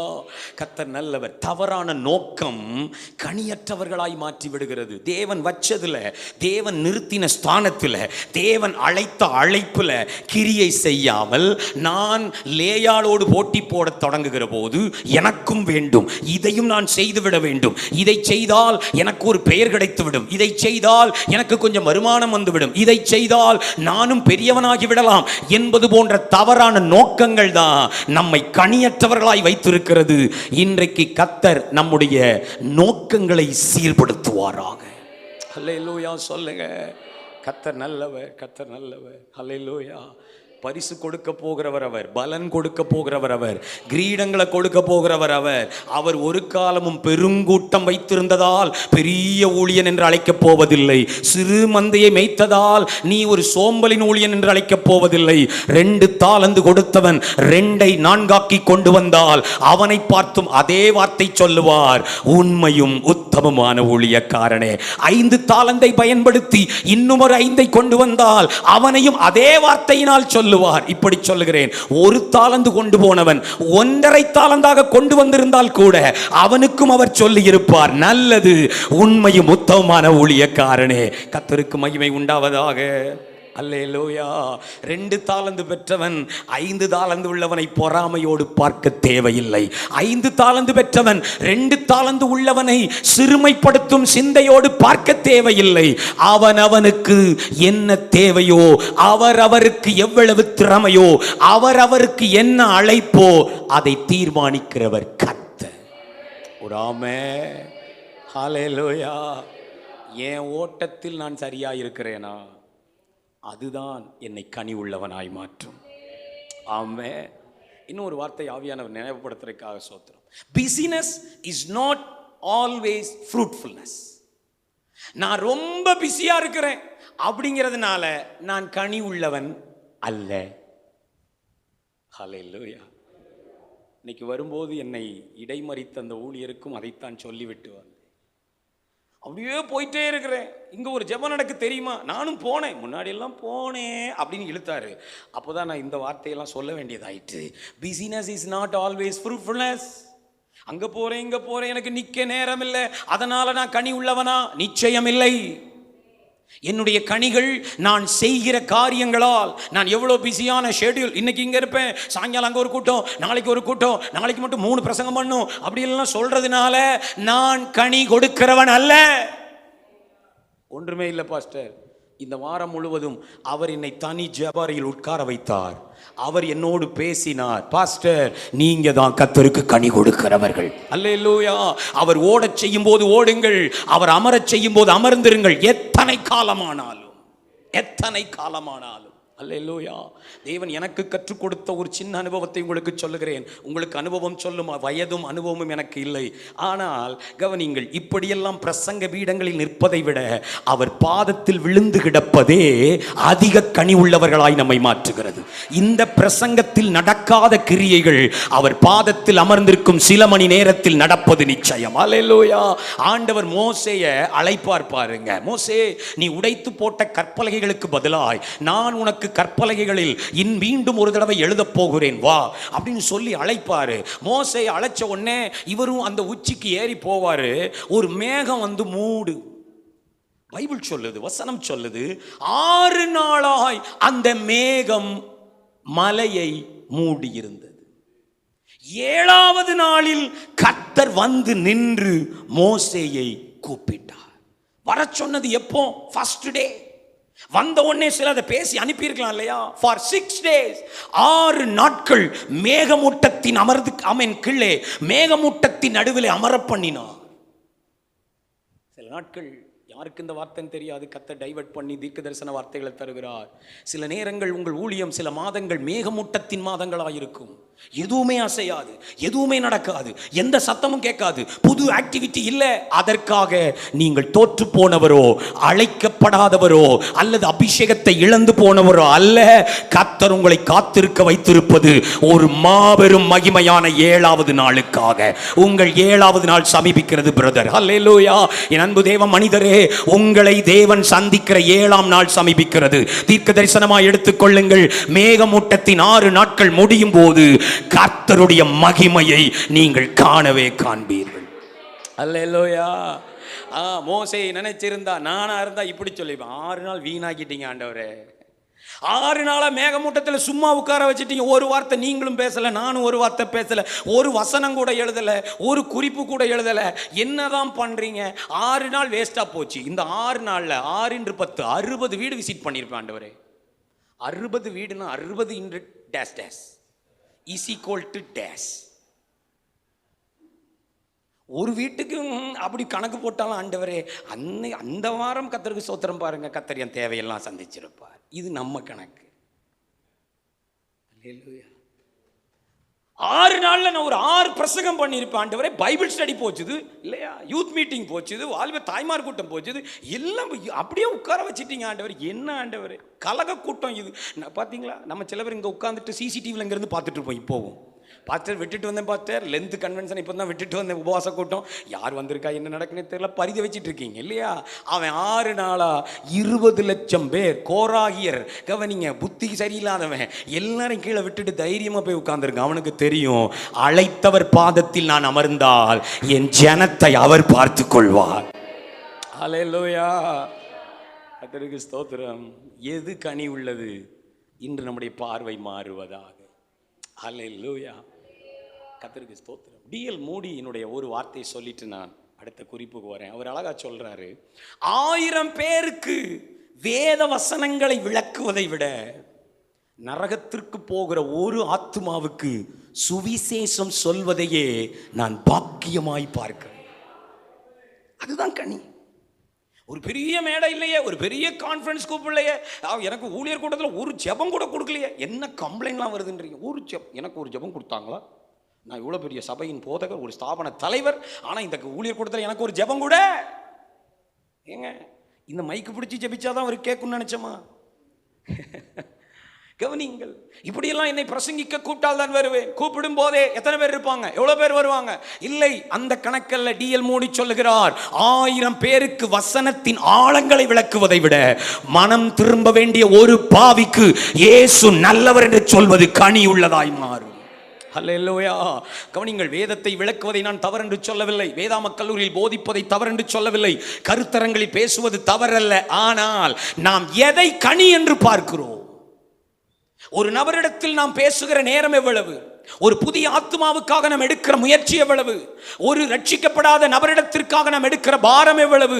உடைந்து அழுது கொண்டு வருகிற ஒரு நபருக்காக நாம் செலவிடுகிற நேரம் எவ்வளவு? தேவன் அதை தான் கனி உள்ளது என்று பார்ப்பாரே தவிர இங்கே நின்று நான் பேசுகிற இந்த 1.5 மணி நேரத்தை அல்ல. அல்லேலூயா, கர்த்தருக்கு மகிமை. மூன்றாவது காரணம் என்ன? பரிச்சயத்தினால் உண்டாகும் கனியற்ற நிலை. ஊழியர்களுக்குள்ளேயே ஸ்தாபனத்தை குறித்து, ஸ்தாபன தலைவரை குறித்து, கணவனை குறித்து, மனைவியை குறித்து, இல்லையா? என் மனைவி தானே, அவள் பைபிள் காலேஜே படிக்கல, அது இப்போ அப்படியே சும்மா நேரம் போட்டுமேனு கூட ஒரு 1/4 மணி நேரம் இருக்கு, ஒரு நீ ஒரு 2 பாட்டு பாடுமா அப்படின்னு விட்டுருக்கேன். இல்லை, அந்த பாடலில் வெளிப்படும் தேவ மகிமை நீங்கள் பல மணி நேரம் ஆராதித்தாலும் வெளிப்படாமல் போகலாம். அல்லேலூயா. சில நேரத்தில் பிரசங்கியார்களாக, ஊழியர்களாக நாங்கள் உணர்கிறோம், அப்படியே பயங்கரமாக நின்று எல்லாம் முடிச்சிருப்போம். 10 நிமிஷம் கடைசி ஜெபத்தில் சபையே தூள் பறத்திட்டு போயிடுவாங்க சகோதரிகள். நான் உணர்ந்திருக்கிறேன். நான் விஞ்ஞானமெல்லாம் விளக்கமெல்லாம் பல குறிப்பெல்லாம் எடுத்து பேசியும் மனம் திரும்ப வைக்க முடியாத வாலிபர்களை என் மனைவியினுடைய 5 நிமிட ஆலோசனை கதறி அள வைத்திருக்கிறது. அதுதான் அபிஷேகம். அல்லேலூயா. 4வது காரணம் என்ன? எதிர்பார்ப்பினால் உண்டாகும் கனியற்ற நிலை. கர்த்தர் இன்றைக்கு நம்மோடு பேசுகிறார். இந்த 4இல் 1 இருந்தாலும் அது நம்மை ஊழியத்திலே கனியற்றவர்களாய் வைக்கிறது. How to fight the barrenness. நான் அடுத்த 5 குறிப்புகளை ஜெப குறிப்புகளாய் தருகிறேன். நாம் அதை வாசித்து தியானிக்க போகிறோம். கர்த்தர் நல்லவர். இந்த மலட்டுத்தன்மையை, கனியற்ற நிலையை நான் எப்படி மேற்கொள்வது? அல்லேலூயா. என் ஊழியத்திலே சில காலங்களாய் ஒரு பெருக்கமும் இல்லை, சில காலங்களாய் ஒரு புதிய ரட்சிப்பும் இல்லை, சில காலங்களாகவே ஞானஸ்நானமே இல்லை, சில காலங்களாகவே அற்புத அடையாளங்கள் இல்லை, சில காலங்களாகவே விருத்தியே இல்லை என்கிற ஒரு நிலையில் வந்திருப்பீர்கள் என்றால் பரிசுத்த ஆவியானவர் நமக்கு 5 காரியங்களை இன்னைக்கு சொல்லித்தர விரும்புகிறார். அல்லேலூயா. கர்த்தருக்கு ஸ்தோத்திரம், கர்த்தருக்கு ஸ்தோத்திரம். நம்பர் 1, முதல் காரியம் என்ன? உங்கள் நோக்கங்களை தூய்மைப்படுத்துங்கள். Pure in your motives. உங்களுடைய நோக்கங்களை தூய்மைப்படுத்துங்கள். அன்னாலே உன்னுடைய நோக்கம் மாறட்டும். என் மகிமைக்காக, என் பெயருக்காக, என் புகழ்ச்சிக்காக ஒரு ஆண்மகன் வேண்டும் என்று கேட்ட உன் ஜெபம் உமக்காக, உம் ஊழியத்திற்காக, உம் ராஜ்யத்திற்காக, உம் அழைப்புக்காக ஒரு ஆண் குமாரனை தாரும் என்று கேட்ட பொழுது மலட்டுத்தன்மை மாறியது. அல்லேலூயா. இன்றைக்கு நம்முடைய நோக்கங்கள் சுத்திகரிக்கப்படுவதாக. ஒரு அல்லேலூயா. கர்த்தருக்கு ஸ்தோத்திரமே. அன்பு ஊழியர்களே, நம்முடைய திட்டங்களை இன்றைக்கு மாற்றணும்னு கர்த்தர் விரும்புகிறார். ஆமென். நம்முடைய நோக்கங்களை மாற்றணும். எதற்காக கேட்கிறேன்? எதற்காக முன்னேற விரும்புகிறேன்? எதற்காக பெருக விரும்புகிறேன்? உங்களுடைய நோக்கங்களை கிளீன் பண்ணுவீங்கன்னா, பியூர் பண்ணுவீங்கன்னா, அதை சுத்திகரிப்பீங்கன்னா, இன்றைக்கு அந்த மலட்டுத்தனம் ஊழியத்தில் உடைக்கப்படும். ஒரு ஆமென் நல்லா சொல்லிருங்களேன். ஹல்லேலூயா. அது தேவராஜ்யத்தின் மகிமையா இருக்கட்டும், அது தேவராஜ்யம் கட்டப்படுவதா இருக்கட்டும், அவர் பெருக வேண்டும், நான் சிறுக வேண்டும் என்பதுமா இருக்கும் என்றால், வனாந்தரத்தில் இருந்தாலும் குக்கிராமத்தில் இருந்தாலும் அவர் கொடுக்கும் ஜனம் உங்களை தேடி ஓடி வரும். அல்லேலூயா. கர்த்தருக்கு ஸ்தோத்திரம், கர்த்தருக்கு ஸ்தோத்திரம். நயமான பிரசங்கம் யோவான் ஸ்நானனிடத்தில் இல்லை, அற்புதம் ஒன்றும் அவன் செய்ததில்லை. அவனுடைய பிரசங்கம் கேட்பதற்கு இனிமையானது அல்ல. செழிப்பான பிரசங்கமோ, சுகமாக்குகிற பிரசங்கமோ, மனதுக்கு இதமான பிரசங்கமோ அல்ல. அவன் பிரசங்கம் ஆரம்பிக்கும் போதே கர்த்தருக்கு பிரியமானவர்களே அப்படியெல்லாம் தொடங்க மாட்டா. அவருக்கு அதெல்லாம் தெரியாது. உங்களை வாழ்த்துகிறேன், வரவேற்கிறேன் அப்படியெல்லாம் கை தட்டுற ஆளெல்லாம் கிடையாது. அவன் பிரசங்கத்தை தொடங்கும் போதே அவன் வாயில வர்ற வார்த்தை அவ்வளவுதான். விரியன் பாம்பு குட்டிகளே, அப்படிதான் இன்ட்ரோடக்ஷனே. Greetings in the name of the lord. விரியன் பாம்பு. ஆனாலும் ஒரு கூட்டம் தேடி தேடி தினமும் போய் அவனால் ஞானஸ்நானம் பெறுவதற்கு ஒரே ஒரு காரணம், அவர் பெருகவும் நான் சிறுகவும் வேண்டும். நான் எதற்கு பிடிக்கப்பட்டேன் எனக்கு தெரியும். அல்லேலூயா. கர்த்தருக்கு ஸ்தோத்திரம். நான் முன்னோடியாக வந்தேன் எனக்கு தெரியும். நான் அவருக்கு வழியை உண்டாக்குகிறவன்.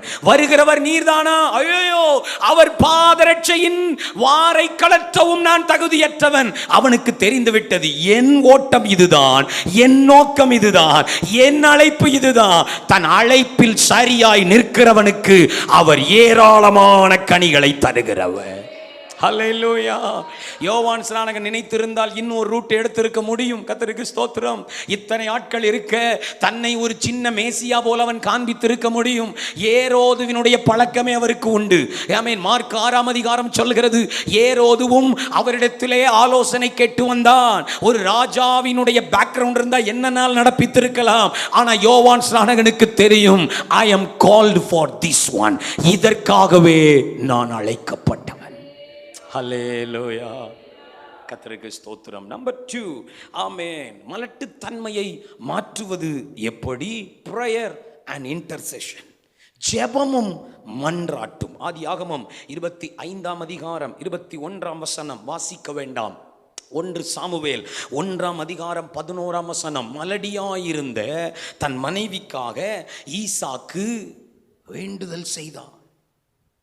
அன்னாள் இங்கே மன்றாடுகிறாள். கர்த்தருக்கு ஸ்தோத்திரம். உங்களுடைய ஜெபம் மாறட்டும் பாஸ்டர். என் அன்பு ஊழியக்கார சகோதரிகளே, நம்முடைய மன்றாட்டு மாறட்டும். ஹல்லேலூயா. ஆமென். மன்றாட்டினுடைய வார்த்தைகள், நோக்கங்கள் மாறட்டும். நான் எதற்காக ஜெபிக்கிறேன், எப்படி ஜெபிக்கிறேன் என்கிற நிலைமைகள் மாறுகிற போது நம்முடைய ஊழியத்தில் இருக்கிற மலட்டு தன்மைகளை கர்த்தர் மாற்றுவார். ஆமென். கர்த்தருக்கு ஸ்தோத்திரம் உண்டாவதாக. தேவனோடு தனித்திருந்து தேவனோடு போராடுகிற ஒரு ஜெப அனுபவம் திரும்பவும் உண்டாகட்டும். ஹல்லேலூயா. ஜெபிக்கிற சபை நிச்சயம் வளரும். ஆமென். நம்முடைய சபையிலே ஜெப வாசனை எப்போதும் இருக்கட்டும். கர்த்தருக்கு மகிமை. ஜெபத்தை குறித்து பேசுங்கள், ஜெபத்தை வாழ்க்கையாக காண்பியுங்கள். கர்த்தருக்கு மகிமை. எப்போதும் ஜெபிக்கிற தேவ மனிதராயிருங்கள். அங்கே கனிகள் உண்டாவது நிச்சயம். அல்லேலூயா. கர்த்தர் நல்லவர், கர்த்தர் நல்லவர். கனியற்ற நிலைமையை உடைக்கின்ற 2வது காரியம் என்ன? ஜெபமும் மன்றாட்டும் பெருகுவதாக. 3வது காரியம் என்ன? ப்ராஃபஸி. 3வது P. நான் Pலே சொல்லிட்டு வரேன். Number 1, purity in your motive. Amen. உங்கள் நோக்கங்களில் தூய்மை இருக்கட்டும். 2, பிரேயர் அண்ட் இன்டர்செஷன். ஜெபமும் மன்றாட்டும் இருக்கட்டும். 3, ப்ராஃபஸி. தீர்க்க தரிசனங்களை சொல்லுங்கள். அப்படின்னா என்ன? தேவன் நமக்கு கொடுத்திருக்கிற மிகப்பெரிய அதிகாரம் தேவனுடைய வார்த்தை. கர்த்தருடைய வார்த்தையை அதிகாரத்தோடு தீர்க்க தரிசனமாய் பேசுங்கள். அல்லேலூயா. உங்கள் சபையின் மீது பேசுங்கள், உங்கள் ஆத்துமாக்கள் மீது பேசுங்கள். தேவன் உங்களுக்கு தந்திருக்கிற தரிசன கிராமங்களுக்குள் நுழையும் போதெல்லாம் கர்த்தர் கால் மிதித்த இந்த தேசத்தை எனக்கு தருவார் என்று தீர்க்க தரிசனம் உரையுங்கள். 2 ராஜாக்கள் 4ஆம் அதிகாரம் வசனம் குறித்து வைத்துக் கொள்ளுங்கள். 8 முதல் 10 வரைக்கும் உள்ள வேத வசனங்களை படிப்பீங்கன்னா, ஆமை சூனேம் ஊராள் வீட்டிலே, சூனேம் அந்த ஊரை சேர்ந்த அந்த சகோதரியின் வீட்டிலே ஆமேன் எலிசா தங்கி இருக்கிறார். மாடியில இல்லையா, மேல் வீட்டறையிலே தங்கி இருக்கிறார். திடீர்னு அவன் கூப்பிட்டு அழைப்புகிறான். இவளுக்கு என்ன தேவை? ஏன் இவள் நம்மை சலக்கரணையோடு கவனிக்கிறாள்? அவளுக்கு பிள்ளை இல்லை. கவனிங்கள். அவன் தீர்க்க தரிசனம் உரைக்கிறான் பாருங்க. அந்த தீர்க்க தரிசனம் அவளுடைய மலட்டுத்தன்மையை மாற்றியது. தேவ மனிதர்கள் அதிகாரம் எடுத்துக்கொள்கிற போது, தேவ மனிதர்கள் நாவை சரியாய் பயன்படுத்துகிற போது, அல்லேலூயா, தங்களுக்கு தந்த அந்த அபிஷேகத்தை பயன்படுத்துகிற போது அந்த கிராமத்தில் இருக்கிற கனியற்ற நிலைமை மாறும். ஆமென். கர்த்தர் நல்லவர். அவர் சொன்னார், அடுத்த உற்பத்தி கால திட்டத்திலே நீ ஒரு குமாரனை அணைத்து கொண்டிருப்பாய். அல்லேலூயா. அந்த ப்ராஃபஸி பேரனஸை உடைச்சது. இன்றைக்கும் எழும்பி ஆவியில் நிரம்பி உங்கள் கிராமங்களை குறித்து பேசுங்கள். இந்த கிராமத்தில் பல முறை பிரயாசப்படுகிறேன், இந்த ஊழியத்தில் எவ்வளவோ பிரயாசப்படுகிறேன், ஒரு கனியும் இல்லை என்றால் தேவனுடைய நாமத்தில் அதிகாரத்தோடு வசனங்களை பேசுங்கள். அல்லேலூயா. இந்த தேசத்தை சுதந்தரிக்கிறேன் என்று சொல்லுங்கள். கிராமத்தை ஜெப நடையாக ஊடுருவி போங்கள். ஊடுருவி போகும்போதே சொல்லுங்கள், நான் கால் மிதித்திருக்கும் இந்த தேசம் எனக்கு சொந்தமாகும் என்று சொல்லுங்கள். நீங்கள் பேச பேச அந்த தீர்க்க தரிசன சத்தம் அந்த கிராமத்தின் மலட்டுத்தனத்தை உடைக்கும். ஹல்லேலூயா. தேவ மனிதர்கள் தங்கள் அதிகாரங்களை புரிந்து கொள்ள வேண்டும். எலிசா அங்கே ஜெபம் பண்ணவில்லை, எலிசா அங்கே மன்றாடி கொண்டிருக்கவில்லை. ஆண்டவரே இவளுக்கு தருவீரா இல்லையா என்பதில்லை. எலிசா ஜெபிக்காதவர் அல்ல. ஆனால் அவருக்கு தெரியும், தேவன் என் நாவிலே அதிகாரம் தந்திருக்கிறார், நான் சொன்னால் அது நடக்கும். அவன் சொல்றான், ஒரு உற்பத்தி கால திட்டத்தில் ஒரு குமாரனை நீ அணைப்பாய். அல்லேலூயா. தேவ மனிதர்கள் அதிகாரத்தோடு சொல்லுகிற வார்த்தைகளை தேவன் கனம் பண்ணுகிறார். நம்பர் 4, கனியற்ற நிலைமையை உடைக்கின்ற 4வது காரியம் praise and worship. துதியும் ஆராதனையும். துதியும் ஆராதனையும். ஏசாயா 54:1. ஏசாயா 54:1. பிள்ளை பெறாத மலடியே. யாருக்கு வார்த்தை பாருங்களேன். பிள்ளை பெறாத மலடியே நீ மகிழ்ந்து பாடு, கர்ப்ப வேதனை படாதவளே கம்பீரமாய் பாடி ஆனந்த சத்தமிடு. ரிசல்ட் என்ன தெரியுமா பாஸ்டர்? ஆண்டவரை பிரைஸ் பண்ணு, சிங் ஹalleluya. ஓ barren women, மலடியா இருக்கிற பெண்மணியே நீ மகிழ்ந்து பாடு, சாமன் கம்பீரமாய் பாடு, சிங் யுவர் லார்ட். ஆண்டவரை துதி. ரிசல்ட் என்ன? 3ஆம் வசனத்தில் இருக்கு. நீ வலது புறத்திலும் இடது புறத்திலும் இடம் கொண்டு பெருக போகிறாய். அல்லேலூயா. கவனிங்க, ஒரு மீகாள் ஆராதனை அலட்சியம் பண்ணினதினால் மலடாய் இருப்பாள் என்றால் அதன் அர்த்தம் என்ன? ஆராதனை எப்போதும் பெருக்கத்தின் அபிஷேகத்தோடு இறங்குகிறது. சபையிலே ஆராதனை அதிகமாகட்டும். அல்லேலூயா. ஸ்தோத்திர பலிகள் அதிகமாகட்டும். கர்த்தருக்கு மகிமை உண்டாவதாக. ஹல்லேலூயா. பலியிடுதல் அதிகமாகட்டும். ஆராதனையிலே கவனம் செலுத்துங்கள். கர்த்தருக்கு மகிமை. பிரசங்கத்தில் வைக்கிற கவனத்தை அநேக தேவ மனிதர்கள் சபையின் ஆராதனையிலே வைப்பதில்லை. ஆராதனையின் நேரத்தை அதிகமாக்குங்கள். ஆராதனையிலே தேவ மகிமை இறங்குவதற்காக நாடுங்கள். ஜனங்களை நன்றாய் துதிக்கும்படிக்கு உணர்த்துங்கள். துதிக்கின்ற சபை நிச்சயம் பெருகவே பெருகும். ஹல்லேலூயா. கர்த்தர் நல்லவர். நீ வலது புறத்திலும் இடது புறத்திலும் இடம் கொண்டு பெருகுவாய். கவனியுங்கள், மலட்டுத்தன்மை மாறிய பிறகு துதி அல்ல. ஆண்டவர் சொல்லுகிறார், பிள்ளை பெறாத மலடியே மகிழ்ந்து பாடு, சிங் யுவர் லார்ட். தேவனை நீ பாடு. நீ பாடுகிற போது அந்த கனியற்ற நிலை மாறி நான் உன்னை வலது புறத்திலும் இடது புறத்திலும் இடம் கொண்டு பெருக வைப்பேன். ஹல்லேலூயா. 5வதாய், how to fight the barrenness. மலட்டுத்தன்மையை நான் மேற்கொள்ளும் 5வது விதம் என்ன? plant a seed. வித்தை விதையுங்கள். ஒரு விதையை நாட்டுங்கள். plant a seed. ஆமென். வித்தில்லாமல் மலட்டுத்தன்மை மாறப்போவது இல்லை. do something. இந்த 5ஐயும் கவனியுங்கள். 1, உங்களுடைய நோக்கத்தை சரிப்படுத்துங்கள், அவர் பெருக வேண்டும். 2, ஜெபமும் மன்றாட்டும் இன்னும் அதிகமாகட்டும். 3, தேவன் கொடுத்த வாக்குத்தத்தங்களை தீர்க்க தரிசனமாய் உரையுங்கள். 4, துதியின் சத்தம் இன்னும் கம்பீரமாய் எழும்பட்டும். இந்த 4 மட்டும் போதுமா? இல்லை. 5, விதையுங்கள், செயல்படுங்கள். ஹல்லேலூயா. ஆண்டவருடைய சமூகத்தில் வந்து திட்டங்களை தீட்டுங்கள். புதிய ஆத்துமாக்களை உள்ளே கொண்டு வருவது எப்படி? ஆண்டவரிடத்தில் அமருங்கள். ஆண்டவரே, ஒரு சுவிசேஷ திட்டம் எனக்கு தாரும். சில ஆத்துமாக்களை ஆமீன் உம்மண்டைக்கு நடத்துவதற்கு எனக்கு புதிய யோசனைகளை தாரும். உங்களுடைய தேவ மனிதர்கள், தேவனுடைய பிள்ளைகளுக்கு, விசுவாசிகளுக்கு போதியுங்கள். அவர்களுக்குள் ஆத்தும வாரத்தை கொண்டு போங்கள். ஆத்தும ஆதாயம் செய்வது எப்படி கற்றுக் கொடுங்கள். அல்லேலூயா. கர்த்தருக்கு ஸ்தோத்திரம். நிறைய நேரத்தில் நம்ம பாரப்படுத்துறோம், ஆனால் பாடம் நடத்துறது இல்லை. பாரப்படுத்துறோம், பிரசங்கம் பண்றோம், ஆத்துமா வேணும், அவங்களும் அழுறாங்க, கை உயர்த்தி என்ன செய்யணும்னு சொல்றோம், எப்படி செய்யணும்னு சொல்லல, தெரியல. நிறைய பேரை கூப்பிட்டு கேளுங்க, ஆத்துமா பாரமே இல்லையா அப்படின்னா ஆத்துமா பாரம் இருக்குது. உபவாச கூட்டத்துக்கு வந்து கண்ணீர் வடிக்கிறாங்க, நம்ம கூட நின்று ஜெபிக்கிறாங்க. ஆனா ஏமா நீ சொல்லல? என்ன சொல்லணும்னு எனக்கு தெரியல. எங்க தொடங்கணும், எப்படி சுவிசேஷம் சொல்லணும், ஒரு புது வீட்டை எப்படி சந்திக்கணும், ஒரு கிராமத்துக்குள்ள எப்படி ஜெபநட போகணும் டீச் பண்ணியிருக்கோமா? நம்முடைய தேவ பிள்ளைகளுக்கு நாம கற்று தந்திருக்கிறோமா? பைபிள் ஸ்டடியில் உட்கார்ந்து இன்னும் நாகமான் கதை சொல்றதை நிறுத்திட்டு கொஞ்சம் இறங்கி வந்து சொல்லுங்க, சுவிசேஷம் அறிவிப்பது எப்படி? அல்லேலூயா. ஒரு புதிய ஆத்துமாவை சந்திப்பது எப்படி? கற்றுக் கொடுங்கள், டீச் தம். அதுதான் வித்து. அல்லேலூயா. அவங்க கதையில விதைகளை கொடுத்து அனுப்பணும்ல. நீ விதைப்பியா? அவ கேட்கிறா, என்ன விதைக்கணும்? விதை கொடுங்க பாஸ்டர், விதை கொடுங்க. விதை கொடுக்கறது இல்லை. போகிற போது ஆமீன் சபையில பின்னாடி 4-5 ட்ராக்ஸ் வச்சு போங்க, எடுத்துட்டு போங்க, 2 எடுத்துட்டு போங்க, சொல்லி பாருங்க, உற்சாகப்படுத்தி பாருங்க. ஒன்று தெரியுமா? ஆத்தும ஆதாயம் செய்கிறவர்களுக்கு தெரியும், அதுதான் உலகத்திலேயே பெரிய போதை. பெரிய போதை. அல்லேலூயா. என்ன ஒரு மாதிரி பார்க்கீங்க? செஞ்சு பார்த்தவங்க என் கூட அல்லேலூயா சொல்றாங்க. அவனால் நிறுத்தவே, அடித்தாலும் நிற்க முடியாது, அவமானப்படுத்தினாலும் நிற்க முடியாது. யாரை பார்த்தாலும் எப்படி இவங்களுக்கு சொல்லலாம், இந்த ஆத்மாவுக்கு எப்படி சொல்லலாம், இவன் கையில் எப்படி ஒரு டாக்ஸ் கொடுக்கலாம், அப்படி தான் பார்க்க தோணும். ஏன்னா என்னை பொறுத்தவரை இந்த உலகத்திலேயே மிகப்பெரிய போதை ஆத்மாதாய பணி. பிடிச்சதுன்னா விடவே விட. பவுல் அப்படிதான் பிடிச்சது அந்த போதை. அல்லேலூயா. ஆமா, தாமதம் இல்லாமல் இயேசுவே கிறிஸ்து என்று பிரசங்கிக்க தொடங்கினான். அங்க தொடங்கினவன் தலை வெட்டப்படும் வரைக்கும் அவன் வாய் சுவிசேஷத்தை நிறுத்தவே இல்லை. எங்கே வழக்காட கொண்டு போய் நிறுத்தினாலும், குற்றவாளி கூண்டில் கொண்டு போய், கவனிங்கள், தாமேன் பவுலினுடைய சாட்சி மட்டும் அப்போஸ்தலர் நடபடிகள் 3 இடத்துல எழுதியிருக்கு. அது எவ்வளவு பெரிய சாட்சி. 9ஆம் அதிகாரத்தில் லூக்காவே எழுதுகிறார்.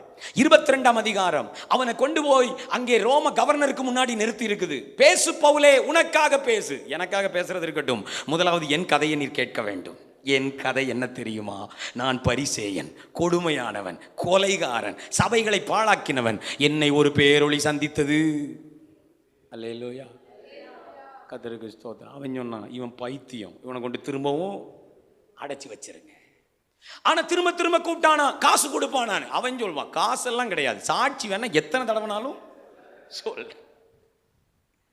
இன்னொரு வசனம் 26ஆம் அதிகாரம் வரும்போது அகிரிப்பாவும் பெர்னிக்கேயாவும் ஆமென் அங்கே வந்திருக்கிறார்கள் பெஸ்துவை சந்திக்க. அங்க பெஸ்து சொல்றான், இங்க ஒருத்தன் இருக்கிறான், ஐயோ அவன் என்ன பேசுறானே தெரியல, எப்ப கூப்பிட்டாலும் அவன் கதையை தான் சொல்றான், நீங்க கொஞ்சம் அதை கேட்டு விசாரிச்சீங்கன்னா நல்லா இருக்கும். அவனை கட்டி கொண்டு வந்து நிறுத்தி விட்டு இருக்குது. அகிரிப்பா சொல்லுகிறார், பவுலே உனக்காக நீ பேசு. அப்படின்னா தெரியுமா, உனக்காக நீ வழக்காடப்பா, உன் கேஸை சொல்லு, நான் வேணா சிபாரிசு பண்ணி உன்னை ரிலீஸ் பண்றேன், ஜாமீன் தரவா. அவன் சொல்றான், ஜாமீன்லாம் பெற பார்க்கலாம். அகிரிப்பாவே, நான் விசுவாசம் உள்ளவன், நான் பரிசேயன், நியாயப்பிரமாணத்தின்படி வாழ்ந்தவன். கதையை ஆரம்பிச்சிட்டு கதையை முடிச்சிட்டான். இன்று வரை எனக்கு அதுதான் பிடிச்ச வசனம், இது நாள் வரைக்கும் சிறியோருக்கும் பெரியோருக்கும் சாட்சி சொல்லி வருகிறேன். நம்ம குழந்தைய பார்த்தா என்ன சொல்லுவோம்? என்னைக்காவது ஒரு குழந்தைக்கு நீங்க உங்க சாட்சியை சொல்லிக்கலாம், இதுக்கு புரியுமா பாஸ்டர் ஏன் சாட்சி? ஆனா அவன் பாருங்க, சிறியோருக்கும் பெரியோருக்கும் சாட்சி சொல்லி வருகிறேன். உன்னை பெஸ்து பைத்தியம்ன்றார். பவுலே, உனக்கு அதிக படிப்பு பைத்தியக்காரன் ஆக்குறது. அவன் சொன்னான், இல்ல, I am not a crazy man. நான் பைத்தியம் பிடித்தவன் அல்ல, சொஸ்த புத்தியோடு பேசுகிறேன். நான் பேசுறது உமக்கு விளங்குதோ இல்லையோ. அடுத்த கேள்வி, அகிரிப்பாவே, நான் சொல்வதை நீர் விசுவாசிக்கிறீரா?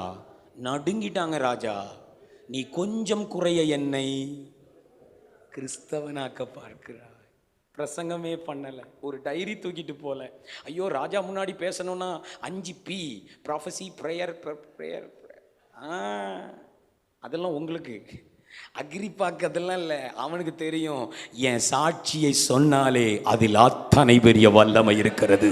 ஏனென்றால் என் சாட்சிக்குள் இருக்கிறவர் வல்லவர். ஹல்லேலூயா. அவனிங்க கர்த்தருக்கு ஸ்தோத்திரம். எங்கே போனாலும் அது அவனுக்கு போதை. பேசு அப்படின்னா அவன் பேச ஆரம்பிக்கிற தெரியுமா, நான் ஒரு காலத்தில் யார் தெரியுமா, அப்படிதான் ஆரம்பிப்பான். என்னடா சொல்ல போற? என்னை தொட்டவர் உனக்கும் தேவை.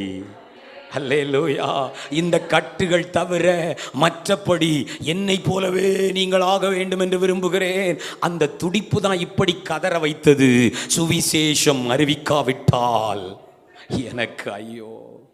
அதை பிரசங்கிப்பது என் மேல் விழுந்த கடமை.